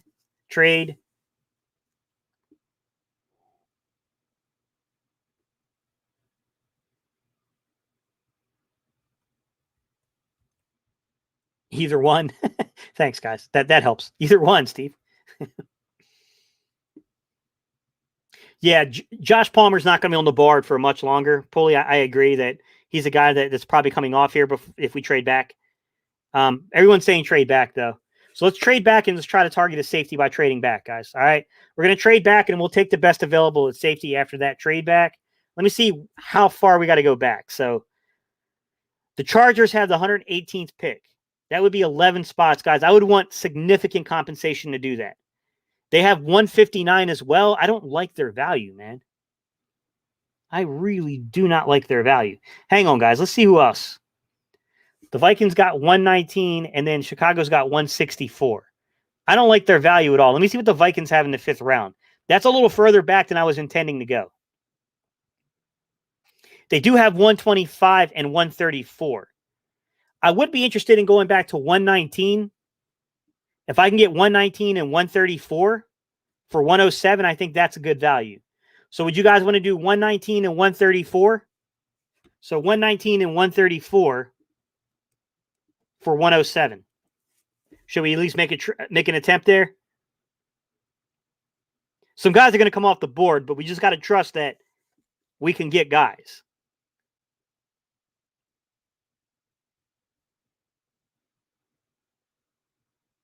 All right, I'll go back and I'll see what we can't get here, guys. All right. For some of you guys just tuning in and want to know who we got J.C. Horn, and then we traded back up in the 1st round and got J.O.K. We did a series of trades. Then we got Jamin Davis, and then we got Kelvin Joseph. 2 linebackers, 2 corners. We're still targeting safety. We're still targeting a wide receiver, a running back, interior offensive line, a defensive end. We got some holes. That's why we're kind of considering trading back, even though we do like what's on the board. I'm going to try 134. They also have 143, so I'm confident we can get something here. I'm going to try this trade offer and see what they do. 119 and 134 for 107. All right, they refused the heck out of that. I'm going to try one thing here. We got 224 and 225, so I'm going to try 107 and 225 for 119 and 134 and see if they take that. They took it. Boom. All right. So they just wanted another draft pick. All right, guys, I'm going to let the board play out. Rodarius Williams, James Hudson, Huafungo went to the Browns. I hate that, man. Makwamu went. Atwell went. Jamar Johnson went to the Cowboys. That's the only part I hate about this, man, is trying to find your value. All right. So interior lineman still on the board. Tay Gowan still on the board. Josh Palmer still on the board. We got a couple of good, like Kendrick Green, who's a guard from Illinois, is an incredible value here. I will say that Josh Palmer, pretty good value here, guys, at wide receiver. Let me see what we got. I got to go deep in my arsenal here, guys, because that's the only thing I feared about going back to 119 is I felt like people were going to mess with us and take certain positions on us. All right, we got Gillespie, but I would just chill on Gillespie. I don't think Gillespie's worth the 119th pick, guys, at safety. I just don't. I feel like that's a guy that we try to get at 134. He might not be there at 134, but I still think it's worth it. All right, we have Jonathan Cooper at edge rusher. Let me go look at the edges, right? Because interior offensive line, edge rusher, I think is where the best value is right now. We could also trade again, but I'm getting kind of tired of trading. Let me take a look at edge rushers, guys. I think that's where we need to go. If we can find the right value. That's the thing, right? You got to find the right value. All right. Jonathan Kane-Doe, 164. I would kind of wait on Kane Dow. I like him. I think he's a good player. I just think it's a little high for him. Quincy Roche, defensive end from Miami, is still on the board. That has some interest to me, guys. I like him a lot. I don't know if he goes by Roche or Roche. I can't tell. But, at least he played in the ACC, so we know the competition was at least adequate. Not the greatest, but it was adequate. They got decent linemen in the ACC. Kane Doe still on the board. I like Kane Doe, and I like Roche a lot. Let me take a look at their I'll give you guys a little bit of information on scouting report for these two in terms of, like, their value here. I do think we need to reach a little bit at certain positions, or else, like, we'll really be up the creek if we don't reach at a few places. But let me look. Kane Doe. So I'm going to give you Kane Doe's information first, guys. So Kane Doe. Sorry, guys. It just takes a long time for everything to load for me. 6'5", 260. Guy can really bend the corner really well. He's got really good speed. Let me take a look at some of his stats here, guys. 71.3 true pass rush grade. He's not the best at run stopping, but he's pretty, overall he's pretty good. His win rate was 14.6%, which is not really that bad, actually. Sometimes he gets he gets a little out of control, right? He goes all out for the quarterback a little too much, and he'll be out of his assignment, but that makes him probably a pretty good third or fourth pass rusher, to be honest. Kane Doe makes a lot of sense. I like Kane Doe. And then I think Roche was the other guy we were talking about. Let me take a look at Roche. I'll let you know what I have on him in terms of value at this pick.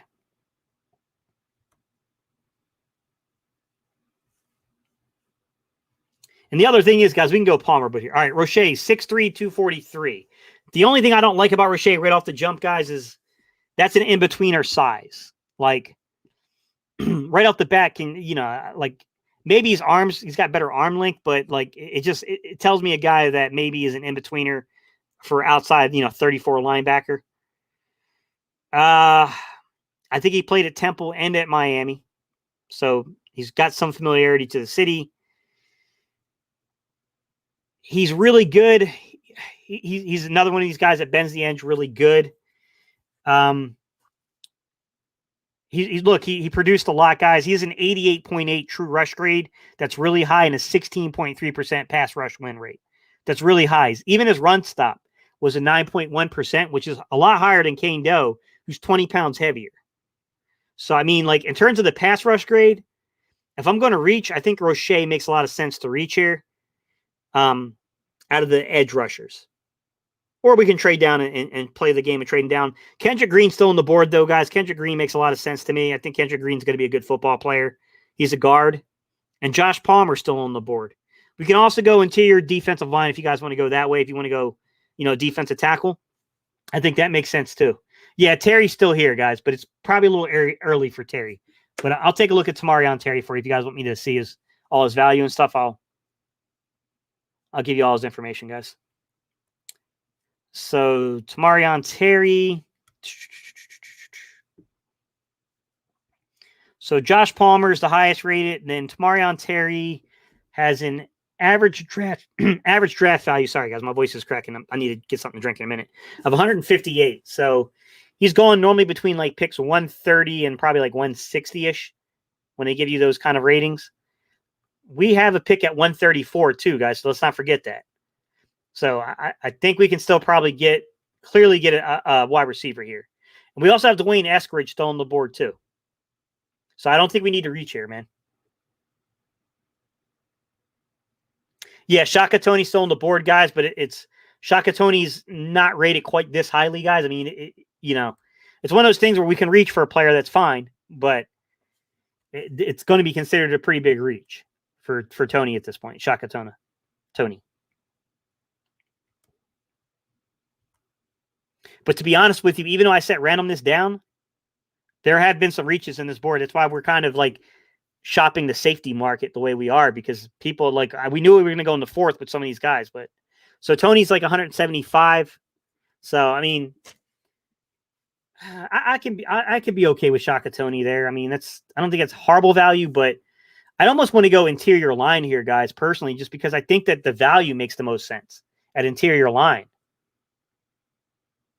I still think, at 134. I don't know if Palmer will be there, but maybe Palmer is. But I'm pretty sure out of Palmer, Eskridge, and Tamarion Terry, one of those guys is probably going to be there. But, honestly, you don't know once the tight end runs or the wide receiver run starts. You know what I mean?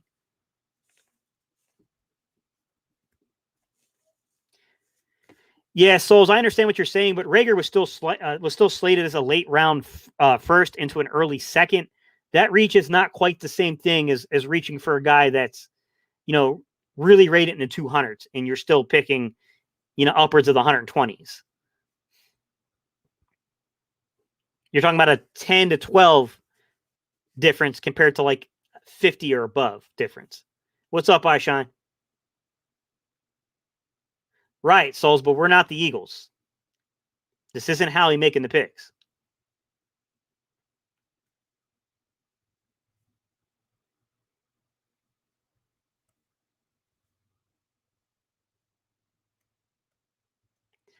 All right, guys. So what's your pick? I'll give you some options again.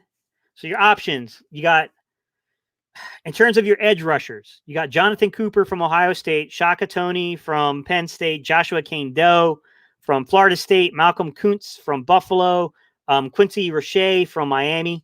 Those guys are all still on the board. In terms of, let's see what we got in terms of safeties, guys. I don't know if there's anything really left at safety, but I'll see if I can't find something at safety for you, just to kind of have something to kind of go over. Let's see, linebacker, edge, safety. Sorry, guys, I got to search and find some of these. Gillespie's the highest rated guy. He's at 142, so Gillespie's not a huge reach here.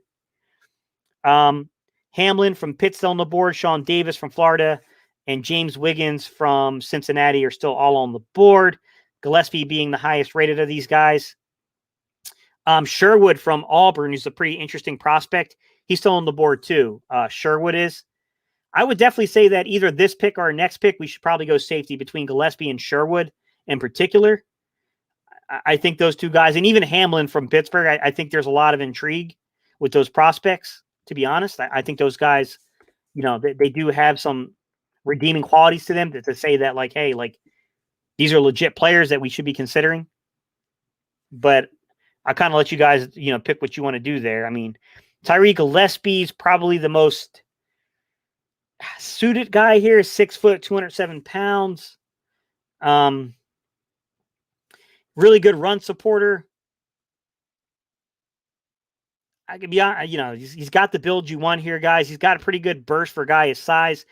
His coverage grade was okay. He had a 65% coverage grade, but he did force 33% a 33% incompletion rate, which was pretty high, guys. Like, that's not bad. I mean, that's not a bad rank at all for that. 31-inch arm, reach, 705 3-cone, 438 40-yard dash, 439 short shuttle. Short shuttles, that's a little high for a short shuttle, but 438, tells you that he's got some fast vertical speed. A little worried about a side-to-side there with that short shuttle number, though. And then, we still have the interior offensive lineman, guys.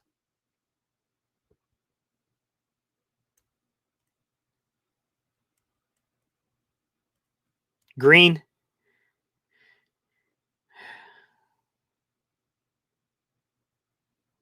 Hey, Philly Insider Podcast. Give me a second, and I'll share the link if you want to come in.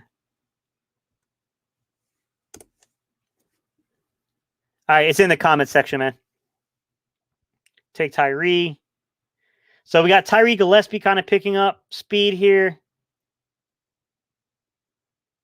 Yeah, I like Tyree Gillespie. I'm not opposed to that. And I think Green's a good pick too. I think Tyree Gillespie and Green are the better picks for the value here. Now, I will say this, that receivers are going to have a run pretty soon. But do we want to go Gillespie or do we want to go Green here, guys? Because we're kind of split here. Offensive guard, Green, or safety, Tyree Gillespie? Paris Ford.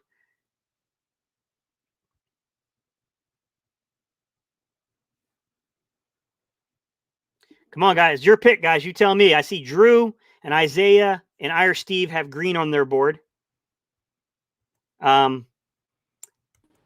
see Junior. Junior has Tyree Gillespie on his board. Stan has Tyree Gillespie on his board. Let's see who else got some stuff on their board. Sorry, guys, I'm trying to keep up with everybody's picks. Jonathan said Tyree. So we're like 4-3 right now. All right. Looks like Gillespie's kind of winning. Green. There we go. Now we're 5-4. It's really close between Gillespie and Green, guys. This is a very close draft right now. What do you think, Philly Insider? What's up, man? How you doing, Hunter? Hey, I'm doing all right. How about you, Gate? Hanging in there, man. What do you think, man, between Green and Gillespie? What do you value here? I really like Gillespie. I think he, we're on the clock, need a safety, and honestly, I think he could have gotten picked a little bit higher than this. I think Gillespie's the right pick here, in my opinion. In short. All right, Gillespie has got the momentum, and it looks like he's going to be the pick, guys. So, with Gate trading a million times for you guys in this draft pick, now I'm joking. All right, let me go to let me scroll down and find Gillespie, guys, and I'll pick him. It's going to take me a second though, because we got our value at corner pretty early, guys, and it was a good thing we did. All right, draft. With the 119th pick, the Philadelphia Eagles select safety from Missouri, Tyree Gillespie. All right, we're coming back up here in a few minutes, guys. Receiver, interior line, all those are kind of on the board. That's probably where my money would go. I see some receivers are definitely coming off the board now. Kendrick Green just went at 129, so at least we were picking in the right area, guys. Sage Surratt just went. That's a little scary. So, yeah, Josh Palmer just went. So, yeah, man, the pickings at wide receiver are getting scary. So, best available, guys. Cade Johnson, wide receiver, South Dakota State. Jalen Darden. Bobby Brown III is an interior defensive lineman. I don't really think we need that. So, Caleb Herbert, running back. I still think that's entirely too early for him. Let's see. Who else we got here, guys? Fehuku, the wide receiver from Stanford, which I think – I think he's a good pick. Mm-hmm. David Moore, who has a guy that, if we trade it back, I think David Moore is an interior lineman. He would make some sense. I wouldn't take him here, though. What do you guys think, guys? We got our safety. We've got our linebackers. We've got our corners. I mean, at this point, like we've got our value here because we've gotten – hang on. I'll name everyone we got so far, guys. Let me know if I'm missing somebody. But J.C. Horn, J.O.K., Jamin Davis, Kelvin Joseph, and Tyree Gillespie have been our 5 picks so far. We could get Tamarion Terry here, guys. I think Tamarion Terry is still on the board. Yeah. No, honestly, do you think he's going to be there at the next pick, possibly? I think our next pick is like 150. Okay. So that might, maybe not. It's hard. You know what I mean? Yeah, like, that's I think he's probably going to come off. Yeah, I think he's probably going to come off at that point. Mm-hmm. I think, like, right now, if we don't get receiver, I do think we might be in trouble because I don't, you know what I'm saying? I don't think you're going to find a receiver past this point. Yeah. No. All right, guys. You got Darden. You got Fehuku, who's a good player. Cornell Powell, who I think is a little overrated, but good value at this point. Austin Watkins, a guy I like a lot, but he's more of a flanker. That's more of a flanker, but I do think he's got some skill. Tamarion Terry, definitely next. Look, it's a little bit of a reach, but it's not horrible at this draft position, guys. And Jonathan Adams is still on the board, but I would wait on Jonathan Adams. That'd be a guy I'd look to more towards 150 on Jonathan Adams if he's there. And he might not be there, guys. Rounds. So DeMonte Coxey still on the board, but that's I wouldn't take him here. That's more of a 5th, 6th rounder. The only receiver, guys, I would probably value this highly right now is Tamarion Terry. I mean, what are your thoughts? Jalen Darden makes some sense too, but I think if you're going to move Rager to the slot and you're going to try some other things, maybe.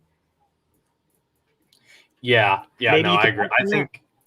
I think you kind of need that boundary X for sure in Tamarion Terry. I think he makes a lot of sense. But I think I definitely could see Jalen Darden just because of a lot of the yak opportunities he would get in the offense, just because of how quick he is off the line. And I just think, I think even with like the guys we had, I feel like it kind of be like a Quez Watkins pick in a way. But I think it would make sense to have him just to have, I think he'd be kind of more of a role player though.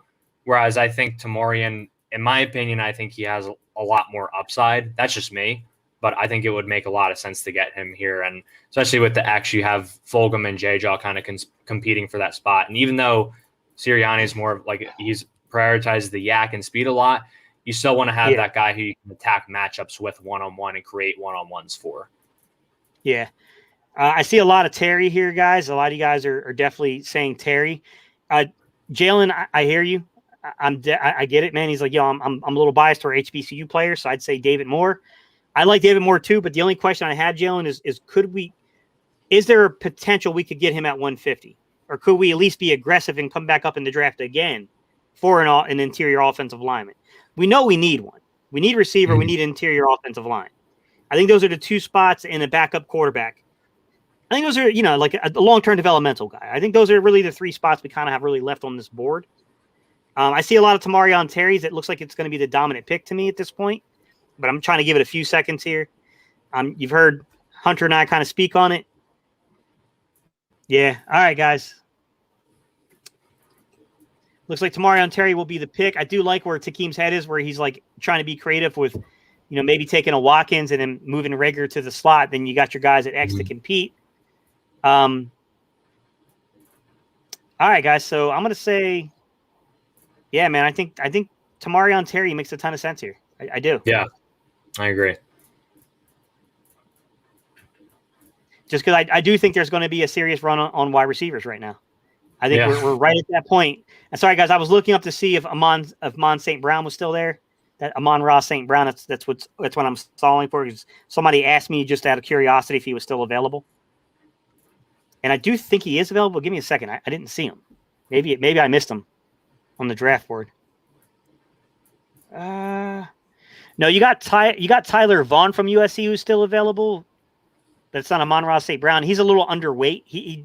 He's probably going to be an X, but he's very much underweight, and he's not quite as good a route runner. I don't know if I don't know about a sub 180-pound guy that's not a really great route runner. I think that's going to lead you in a lot of trouble, guys. I would be a little iffy on that one. Tamarion Terry. Amon-Ra St. Brown was drafted, guys. I know that's probably who you were referring to, but he's gone. All right. With the 134th pick, the Philadelphia Eagles select wide receiver from FSU, Tamarion Terry. Love it. All right, guys. I'm kind of excited to see. I'm excited to see who's on the board at 150. Darden went right after us. Yeah, so we got right when we should have gotten somebody, because I had a feeling there was going to be a run on wide receivers. Chuba Hubbard just went. Yeah, Chuba. All right, guys. So here's the deal. God, there's good value here too, man. There's really good value here. Yeah. We got good value, guys. So Khalil Herbert is still on the board, halfback from Virginia Tech. We can get that guy to be a long-term projection at the running back position to kind of help out here, right? Trey Brown, still on the board, but we really don't need a corner. But Robert Hainsey, tackle, Notre Dame, still on the board. I would rather go interior offensive line if I was going to go anywhere, but that is good value, guys. I'm not going to lie. Aaron Banks, interior guard from Notre Dame, still on the board. Jonathan Cooper, edge rusher from Ohio State. That's the one position I will say we have not addressed yet, guys, is pass rusher. What do you guys think? You think it's time to get a pass rusher? David Moore still on the board too. I'm okay with getting a pass rusher or getting a David Moore here, and then also trading back up for either David Moore or a pass rusher. Mm-hmm. I really feel like we can get Ian Book in the 7th round for a quarterback. Maybe. Yeah. I say that. Maybe. I probably shouldn't, No, I'm with you on that. I think Cooper makes a lot of sense here. Like you said, we have not addressed edge rusher yet. And it's something that Howie definitely, at some point, he always takes an edge rusher. Like he took Hill last year, just because we have Sweat and Barnett coming up on contract years, I believe. Well, Barnett's your option, but BG just got extended. But obviously, he's not getting younger. It's definitely a need you got to address at some point, just to get a guy in there for the future. You can be a rotational guy now too. And I think I like what you said about trading back up for a Moore or or someone else. I mean, Aaron Banks too, I think would be really good value here, just to get someone on that interior to play behind him. But I definitely, I think Jonathan. I like Jonathan more in Banks. Yeah, I like more in Banks a lot. There's also edge rusher guys is Jonathan Cooper, Tony still available, Shaka Tony from Penn State, Joshua Kane Doe still available, Malcolm Kuntz is still available, Golston still available, although I'm not quite as high on him, but I'm not going to say it's bad value. Patrick Jones II, edge rusher from Pittsburgh still available. I would say, in my opinion, this feels like a good area to take like I think Patrick Jones is a little early, to be honest, but I don't think we'd get him at 224. I think he's going to come off the board before then. Yeah. So you'd have to probably come up and get him. But I do think Kane Doe makes some sense here. I think Tony makes some sense here. Maybe you can go with Cooper here, guys. I know there's some concern about his foot speed, but I do think that they're okay. So you guys want to ride it out a little bit? Kane Doe. So I see a lot of Kane Doe here. So we want Kane Doe. I think Kane Doe would make dominant. Similar story to Josh Sweat with the injuries and all that at Florida State. It's very reminiscent, but obviously Josh Sweat was not injured as much as he was. But I think Kane Doe, it makes a lot of sense we're in round 5, I believe. Yeah. Jalen, no, he came off the board. Jamie Newman came off the board sometime in the 4th. All right, let's go. Let's make the pick, guys. It sounds like you guys have spoken. You know what you want. You want Kane Doe. We'll go Kane Doe, but should we trade back up and get interior offensive line, guys? I really feel like we can mess around and really miss the mark if we don't get interior offensive line here, guys. I'm okay with getting Joshua Kane Doe. I think that's a good pick. I like the value. I don't think it's horrible. But all right. With the 150 pick, the Eagles select Florida State University pass rusher Joshua Kane Doe.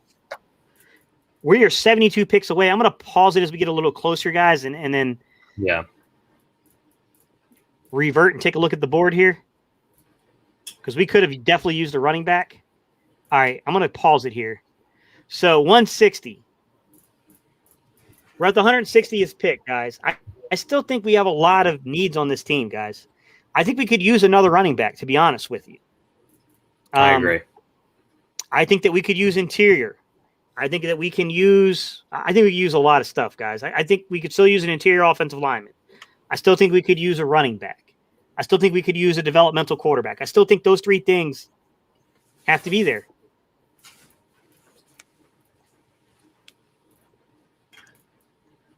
Later on running back, well, here's the thing, Takeem. I think they're all pretty much coming off the board at this point.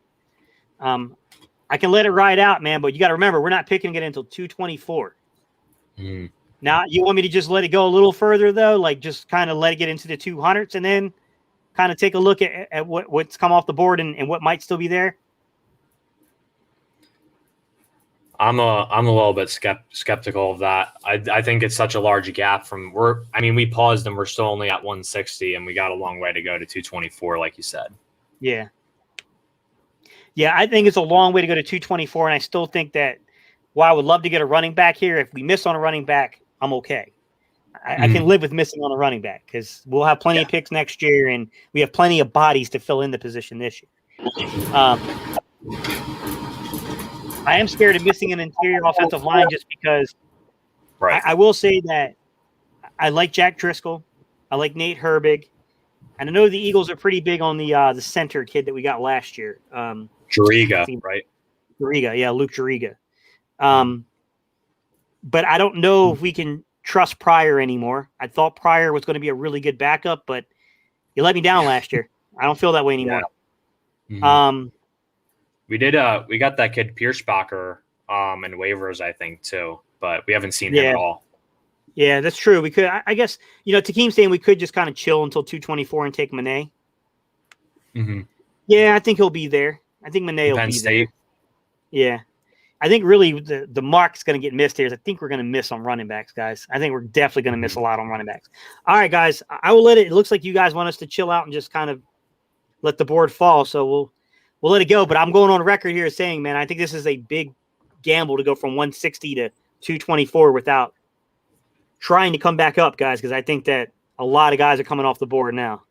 I guess our top half of our draft was pretty good, but still. Aaron Banks finally came off the board. Thanks. That would have been a good pick. Mm-hmm. Paris Ford. Jarrett Patterson finally came off. Yeah. Trill Williams. Tony finally came off. KJ Britt. Hamlin finally came off. I was surprised he lasted that long. Yeah. David Moore came off right at 181. That's exactly where he was valued. Kylan. A lot of receivers are coming off now. I think a lot of teams kind of waited on receivers and now are in panic mode. Mm-hmm. Trey Hill just came off. Center. Tonga came off, defensive lineman. That's the other part that we probably could use as an interior lineman. Ellinger. Oof. Hanging on by the edge of our seats here, guys, hoping that we can get the right players.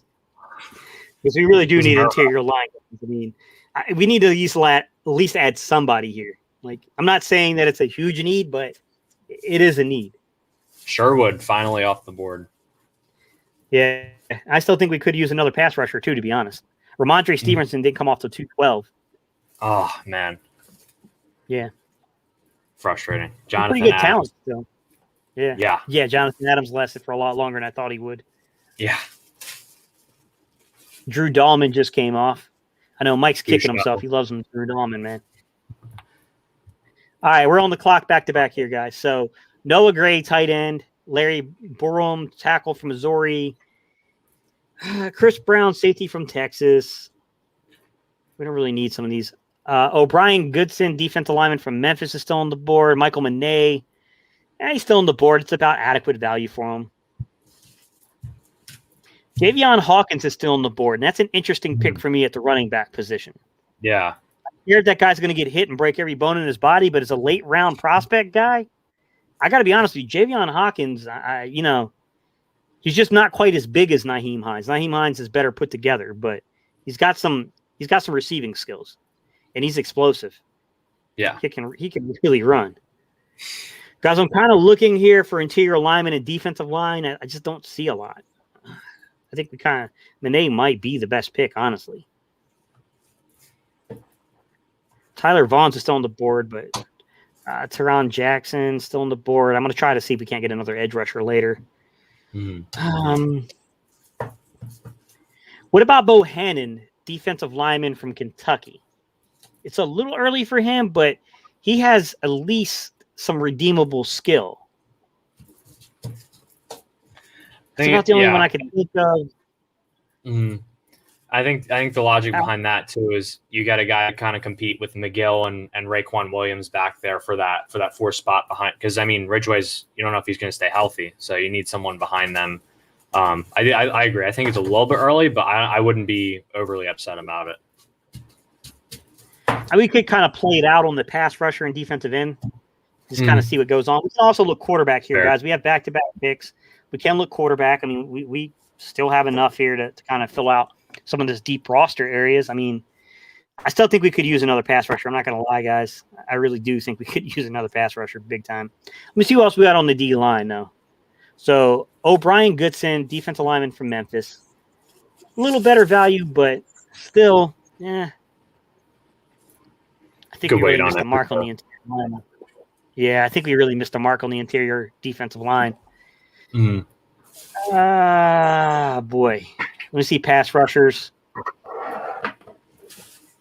I don't know, boys. We might have to go with kind of best available, and just if it's not a position of need, we might just have to ride it out here because at this point you're just really trying to find a guy that's a diamond in the rough. And yeah, I know the one running back from Iowa State. I don't know how to say his name, but I think he's still on the board.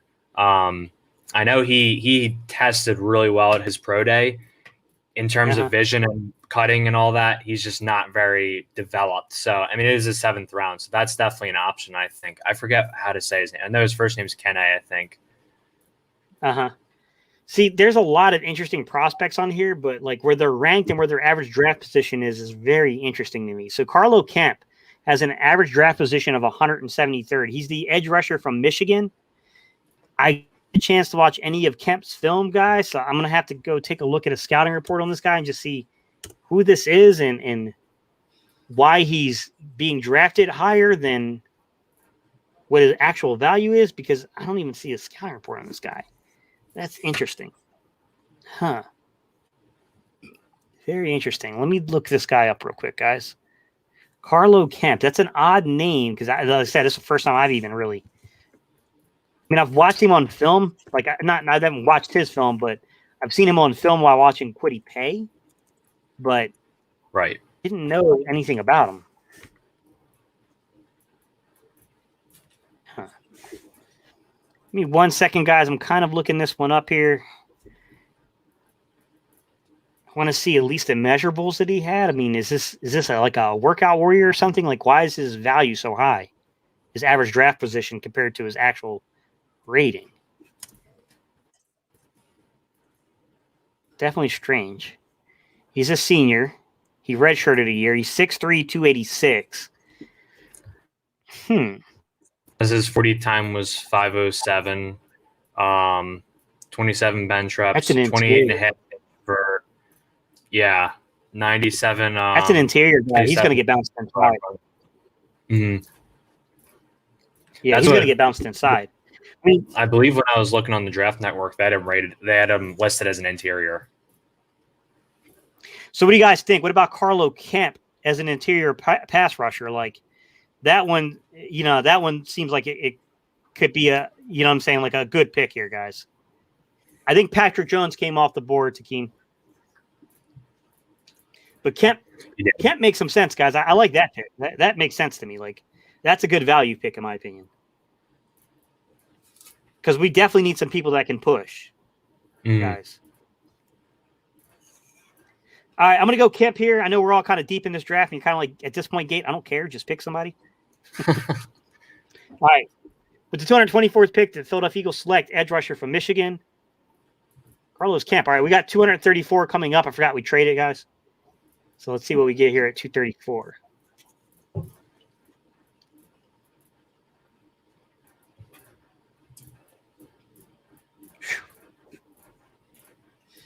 All right. You're talking about, nice name drop. I have no clue how to say this guy's name. The kid from Iowa State. Longwu? Yeah, I have no clue. That's why I could pronounce it. Longwu, yes, I don't know. Mane's still on the board too, guys. I think Mane's a good value here. Center, Penn State. What do you guys think? Yeah, Michael Mane, 234th pick in the draft. I think this is pretty good. I think this is pretty good value here. You guys okay with Michael Mane here, guys? I think Mane makes a ton of sense here. Like this, I think this is actually really good value for him. I actually kind of like our board right now. I mean, I still think we could have used a running back here. We still probably could use another edge rusher too and a quarterback, but you know what? You're not going to get everything you need. So given the fact that like what we got defensively in this draft, I'm pretty happy with. Some of these guys are going to fall into UDFAs too. Mane, looks like we're getting a lot of Mane. So all right, we'll go Mane here, guys. That's fine. All right, Michael Mane, center, Penn State. With the 234th pick, the Philadelphia Eagles select center, Penn State, Michael Mane.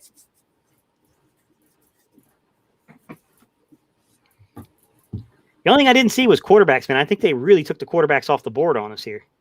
Yeah, I haven't seen any on the big board. So here's the guy. Here's the deal, guys. We're sitting here at 240, and we've got good running backs on the board. I don't want to say good, and that might be a stretch, guys. My bad. We have running backs on the board. Might be a better way of saying that. The kid from Iowa State still on the board. Javion Hawkins, the kid from Louisville, still on the board. Jermar Jefferson from Oregon State, still on the board. Decent running back value here, guys. I'm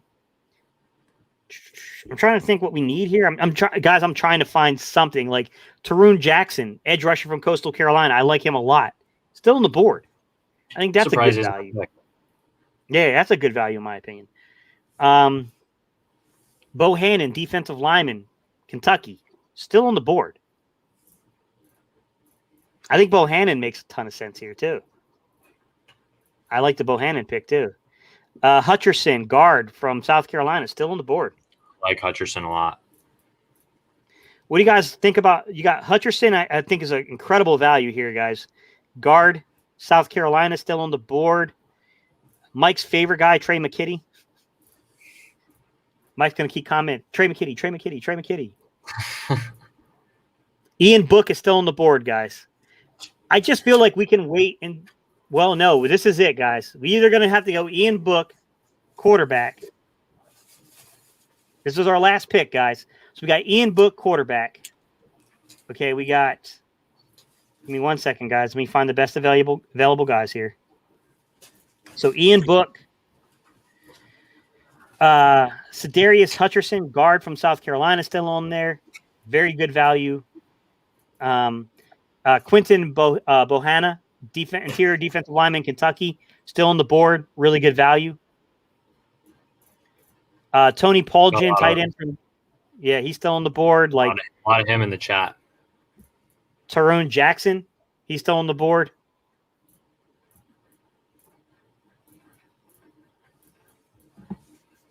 Well, guys, most of the 7th round picks you pick are going to get released. Let's just be real.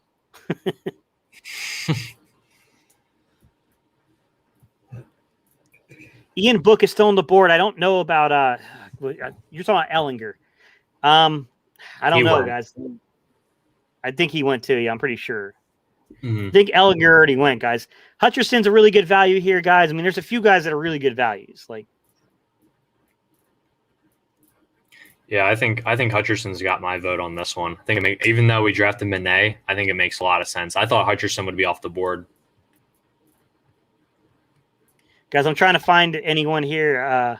Tariq Thompson, he's a safety from San Diego State, guys. That's another guy that I think's incredible value here. Tariq Thompson from San Diego State. That's a really good pick, in my opinion, too. Very smart football player in him. I like Tariq Thompson a lot, actually. I think I'm kind of shocked he's still there. I wouldn't expect it to see him still here. Outside of Tariq Thompson, guys, I'm looking to try to find value here. Ian Book is definitely your highest rated quarterback, guys. I mean, it gets pretty desperate past Ian Book. I don't even see anyone really at all that you could even consider. Kerry Angeline, he's a tight end from NC State. Big kid, 6'7", like 260, big target. Didn't have a lot of production, though. Came from USC to NC State. He's still on the board. Definitely, that'll definitely give you a nice score in the rankings. I don't know if he was going to turn into anything in the league per se, but he was definitely a red zone target. But there's definitely a couple guys on this board, guys, that are decent.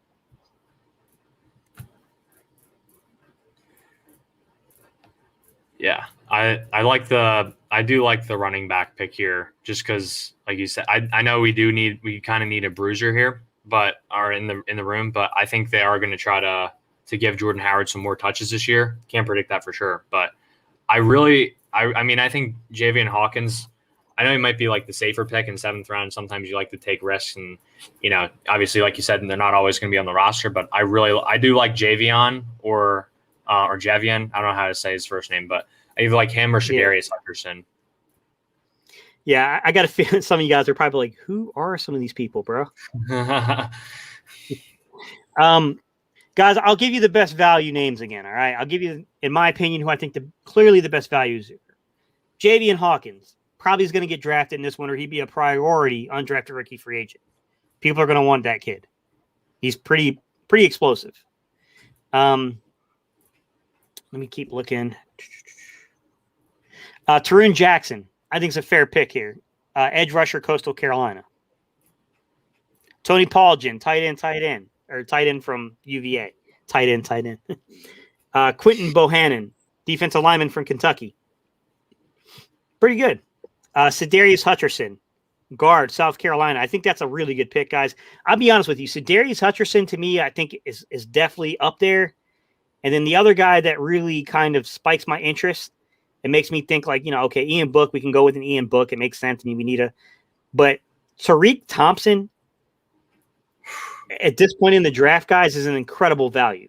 I know we already got a safety in Tyree Gillespie, but Tariq Thompson might be one of those guys that, like, man, you take in the 7th round, the dude might stick. He might honestly stick. Yeah. I know. I heard, the biggest Go ahead. Oh, I was gonna say, I know I heard a quote from, I forget who said it. It was either one of his coaches or one of his teammates said, like, obviously, he's playing in the, what was it? I'm blanking on the conference. I'm gonna feel so stupid. Mountain West. Obviously playing the Mountain West, but he just knows plays before they develop. He's a very good film watcher, from what I've heard. And honestly, like a guy like him in the 7th round, especially, he's another guy. I'm surprised he's still on the board, just because I think guys with football IQ, I mean, that's something you can definitely translate. Obviously, it's going to take a little bit of time, but that's something I would really value him at this pick. So I would be really, if we got him in round 7, I'd be ecstatic if that happened in real life. Yeah. All right, guys. I see some Tariq Thompson momentum here. I'm going to go ahead and seize that momentum and go Tariq Thompson while we got a chance. We did have plenty of trade offers, guys. I just don't think it's worth trading at this point. There's just not that many picks left in the draft, and you mess around at this point and don't get a guy that you actually really like, even though there's very little chance they're going to make the team. I get it, but I'm just telling you, man, I think Tariq Thompson at this pick is a steal. I mean, this is an absolute steal. And Hutcherson, to me, was the other guy that I thought was an absolute steal at this point. And he went right after we picked. Hutcherson did. So that tells you how good we were at judging this, guys. I think we were right on the money. Poljan, look at the guys that are going. Bohanna, we basically named everybody that's going to be going. I mean, I think we did pretty good in this draft, guys. I kind of like what we got here. And I think the value is pretty good. Javion just went to the Broncos. Yeah, Javion Hawkins. I figured. Aaron Jackson. Yeah, he's another one that's pretty good. Ooh, man, they gave us a C for the trade value, but gave us an A for Awuzie. All right, guys, so here's our draft grades and how it all kind of worked out. So, J.C. Horn was an A. Jeremiah, J.O.K., let's just say J.O.K. was an A. They gave us a C for the trade, but they can, you know what. Jamin Davis was an A-. Kelvin Joseph was an A-. Tyree Gillespie was a C+, which I still felt like we knew that was a bit of a reach, guys. We all agreed. We just knew that there was a run on safeties and we had to get somebody. Tamarion Terry was an A-. Dude, we are on fire so far with our picks. King Doe was still a C+. It's not bad. Carlo Kemp was a C+. I thought we would get better for Carlo Kemp than that. Yeah. Michael Manet was a C+. Tariq Thompson was a C+. Overall grade was a B+, guys. B+ grade for this. Not bad. I'd give the Tariq pick an A+. Yeah, I would too. I mean, I think it's an incredible value. So this is how our draft board came out, guys. J.C. Horn, J.O.K., okay, Jamin Davis, Kelvin Joseph, Tyree Gillespie, Tamarion Terry, Joshua Kane-Doe, Carlo Kemp, Michael Manet, Tariq Thompson. We moved a lot up and down this board, guys. And we did a lot, man. We didn't stay still. We didn't stay idle, man. We were aggressive in this draft. And we still end up drafting, what, 1, 2, 3, 4, 5. Hang on, 5 guys there. 6, 7, 8, 9, 10 guys. We still drafted 10 players, and we were pretty aggressive. I mean, we were moving up. We moved down. Yeah. I mean, I can definitely say in other mock drafts I've done myself, I've gotten A's, but I just know how to play the mock draft board because I know where they value people. It doesn't mean that, guys, keep in mind, what they grade doesn't mean crap. It does not mean the players will translate or not. But, I mean, I'm glad what you guys did on this board, guys. I think you guys were aggressive when you needed to be aggressive. And I think that you guys showed a lot of restraint on wide receiver. I think that a lot of people could have been buzzing like, wow, why are we still waiting? Why are we still waiting? But a lot of you guys were like, you know what? Honestly, when you really look at the receivers in this class, I feel like we can get somebody and we'll be okay. Yeah. So, I mean, yeah, I like it, man. This was a really defensive-heavy draft. I mean, our first 1, 2, 3, 4, 5 picks were defense, guys. Our first 5 picks, we went defense. Do I think that the Eagles will even come anywhere close to this draft board? No. I mean, we might get J.C. Horn. I think that's possible, but I don't see us trading back up to get J.O.K., guys. I mean, it was nice that in our draft we did it, but I got no faith in Eagles doing that, but J.C. Horn to J.O.K. to Jamin Davis to Kelvin Joseph to Tyree Gillespie to Tamarion Terry. I really liked our first 6 picks a lot. Mm-hmm. I did. Now, look, I was hoping to stay put, guys, at that. I think it was, what did we have, like 107? I was hoping that Nasser Ladine, the kid from Florida State, fell to us because that would have been a slam dunk at safety. You know what I'm saying? Like, It didn't happen, guys. I was really hoping that, man. Yeah, no, Hamza is definitely, obviously he's a pretty hard hitter, but I feel like he's a piece you can move around at different spots in the defense, especially playing in the box too. Yeah. I mean, if he falls, and that's what I was thinking. I was like, man, can you imagine JOK in Nasir Ali in the same defense? Oh my gosh, in the run game, you could especially. be so multiple. Yeah, you could be so multiple in what you did. That would have been disgusting. Yeah, I wasn't even here for the first 5 or so picks, but I would not change anything. I saw. I mean, someone said this is the best one. I think this is definitely one of the better ones. Like you said, probably not realistic. It's the Eagles, but especially Kelvin Joseph too. Love that pick. Yeah. Yeah, the Kelvin Joseph pick I think is highly underrated just because there's some character concerns. But in terms of the football player, this is one of the best corners in this draft class. Yeah, 100%. If you can walk away with guys at the talent level of J.C. Horn and Kelvin Joseph at corner, you're going to do quite well. Like you're deep, if you could keep, J.C. Horn's a really good kid. I don't have any concerns with J.C. Horn at all. But Kelvin Joseph, I don't know how true the rumors are, guys. I don't guys backgrounds like that, man. I just study football. I don't, I've heard some people say that he's done some stuff up and down, Louisiana when he was younger. I don't know, man. I don't know the kid. I just know that the kid's a heck of a football player. That's what I do know. Like you watch film on that guy last year, and man, he shined at certain times. Yeah, no, I agree. Especially, I mean, he's another one of those guys who he can play. I mean, he can play well in zone. He can play well in press man if you need him to. I feel like he's a guy at the NFL level at some point. He's just gonna be a guy you can ask him to do anything. You can ask him to follow guys around possibly if he really develops to his full potential. Yeah. Yeah. I mean, and I look at this, we got a safety, we got a center, we got an edge rusher. Well, defensive. Be real with you, Carlo Kemp is kind of he's a tweener. Joshua Kane Doe, Marion Terry Gillespie. I like the board, guys. I really like the way this worked out, guys.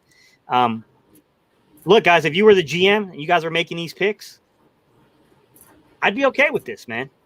I would. This would be a board where I'd be like, yo, we got a GM knows what he's doing.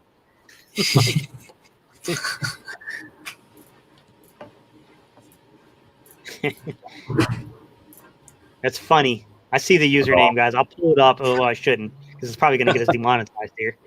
Oh, man. Thank you, guys, for the great content. Hey, bro, I appreciate the super chat. I can't see that name or they will straight up flag me for it. But I appreciate you, man. I appreciate this.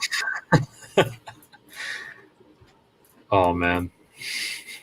Man, it's going to be an interesting, it's going to be an interesting, like, draft this year, guys. I mean, I'm looking forward to Thursday. I definitely want to go live, guys, but I got to talk to my other guys here. I got to see what they're going to do. I'm going to go live at one point during the draft. I don't know. It might be day 3. I'm still going live at some point, guys, because it's a lot of fun. The only bad thing about being live is sometimes you guys tell me the picks before I see them because of the time delay. Some of you guys see the picks before me. Frustrating. And Mike had a connect last year, so Mike knew our pick like 5 or 6 picks ahead of time. And he's like telling me the picks, and I'm like, oh my God. I'm trying to keep a straight face on the live stream, man. That was brutal last year. Yeah, that was definitely brutal. All right, guys. I appreciate y'all so much for tuning in, guys. I know this is a Saturday night, guys, and hey, I appreciate y'all, man. I mean, at one point, guys, we had about 100 people up in here. Even all the way through down to here, guys, there's 51 people, guys. I really do appreciate y'all. You know what I'm saying? Like, you guys coming in. I got Philly Insider Podcast who just came off of one live stream to come in and jump in here and talk with us, guys. So, hey, man, I really do appreciate you guys, man. This is a community draft. You guys are the ones making the draft pick. I mean, I might get the credit in the comments when I post the stuff. I always think that's funny because I'm not, I might give a guidance to the picks, but I'm not making them. It's your guys' decision. But, I'll take the credit, guys. It's all good. I do appreciate y'all. Hey, all right, guys.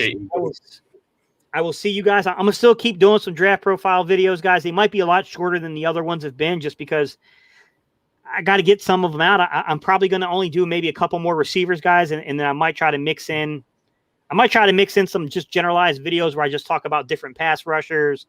I talk about different interior linemen, maybe some guards and centers, and I kind of want to get everyone kind of mixed in here, guys, as best I can. But I do appreciate y'all, man. And I got some interview stuff coming up. So if you guys, you want to watch the interview series, man, I've done some interviews. One of them is down below me here with Hunter. I interviewed Hunter recently. We kicked it up. We talked a little bit about some stuff. Yeah, I mean, I'm going to be releasing some stuff on Monday night, guys. So make sure y'all tune in for that. I'll probably release a little snippet of some stuff tomorrow. So appreciate you guys, man. I really do. And hey, I appreciate everybody hitting that thumbs up button on your way out, guys. Y'all the best, man. I appreciate y'all. Peace. We're out of here. We'll see you guys on the next video. Sorry, guys. There's always this awkward moment we have to wait for the video to end.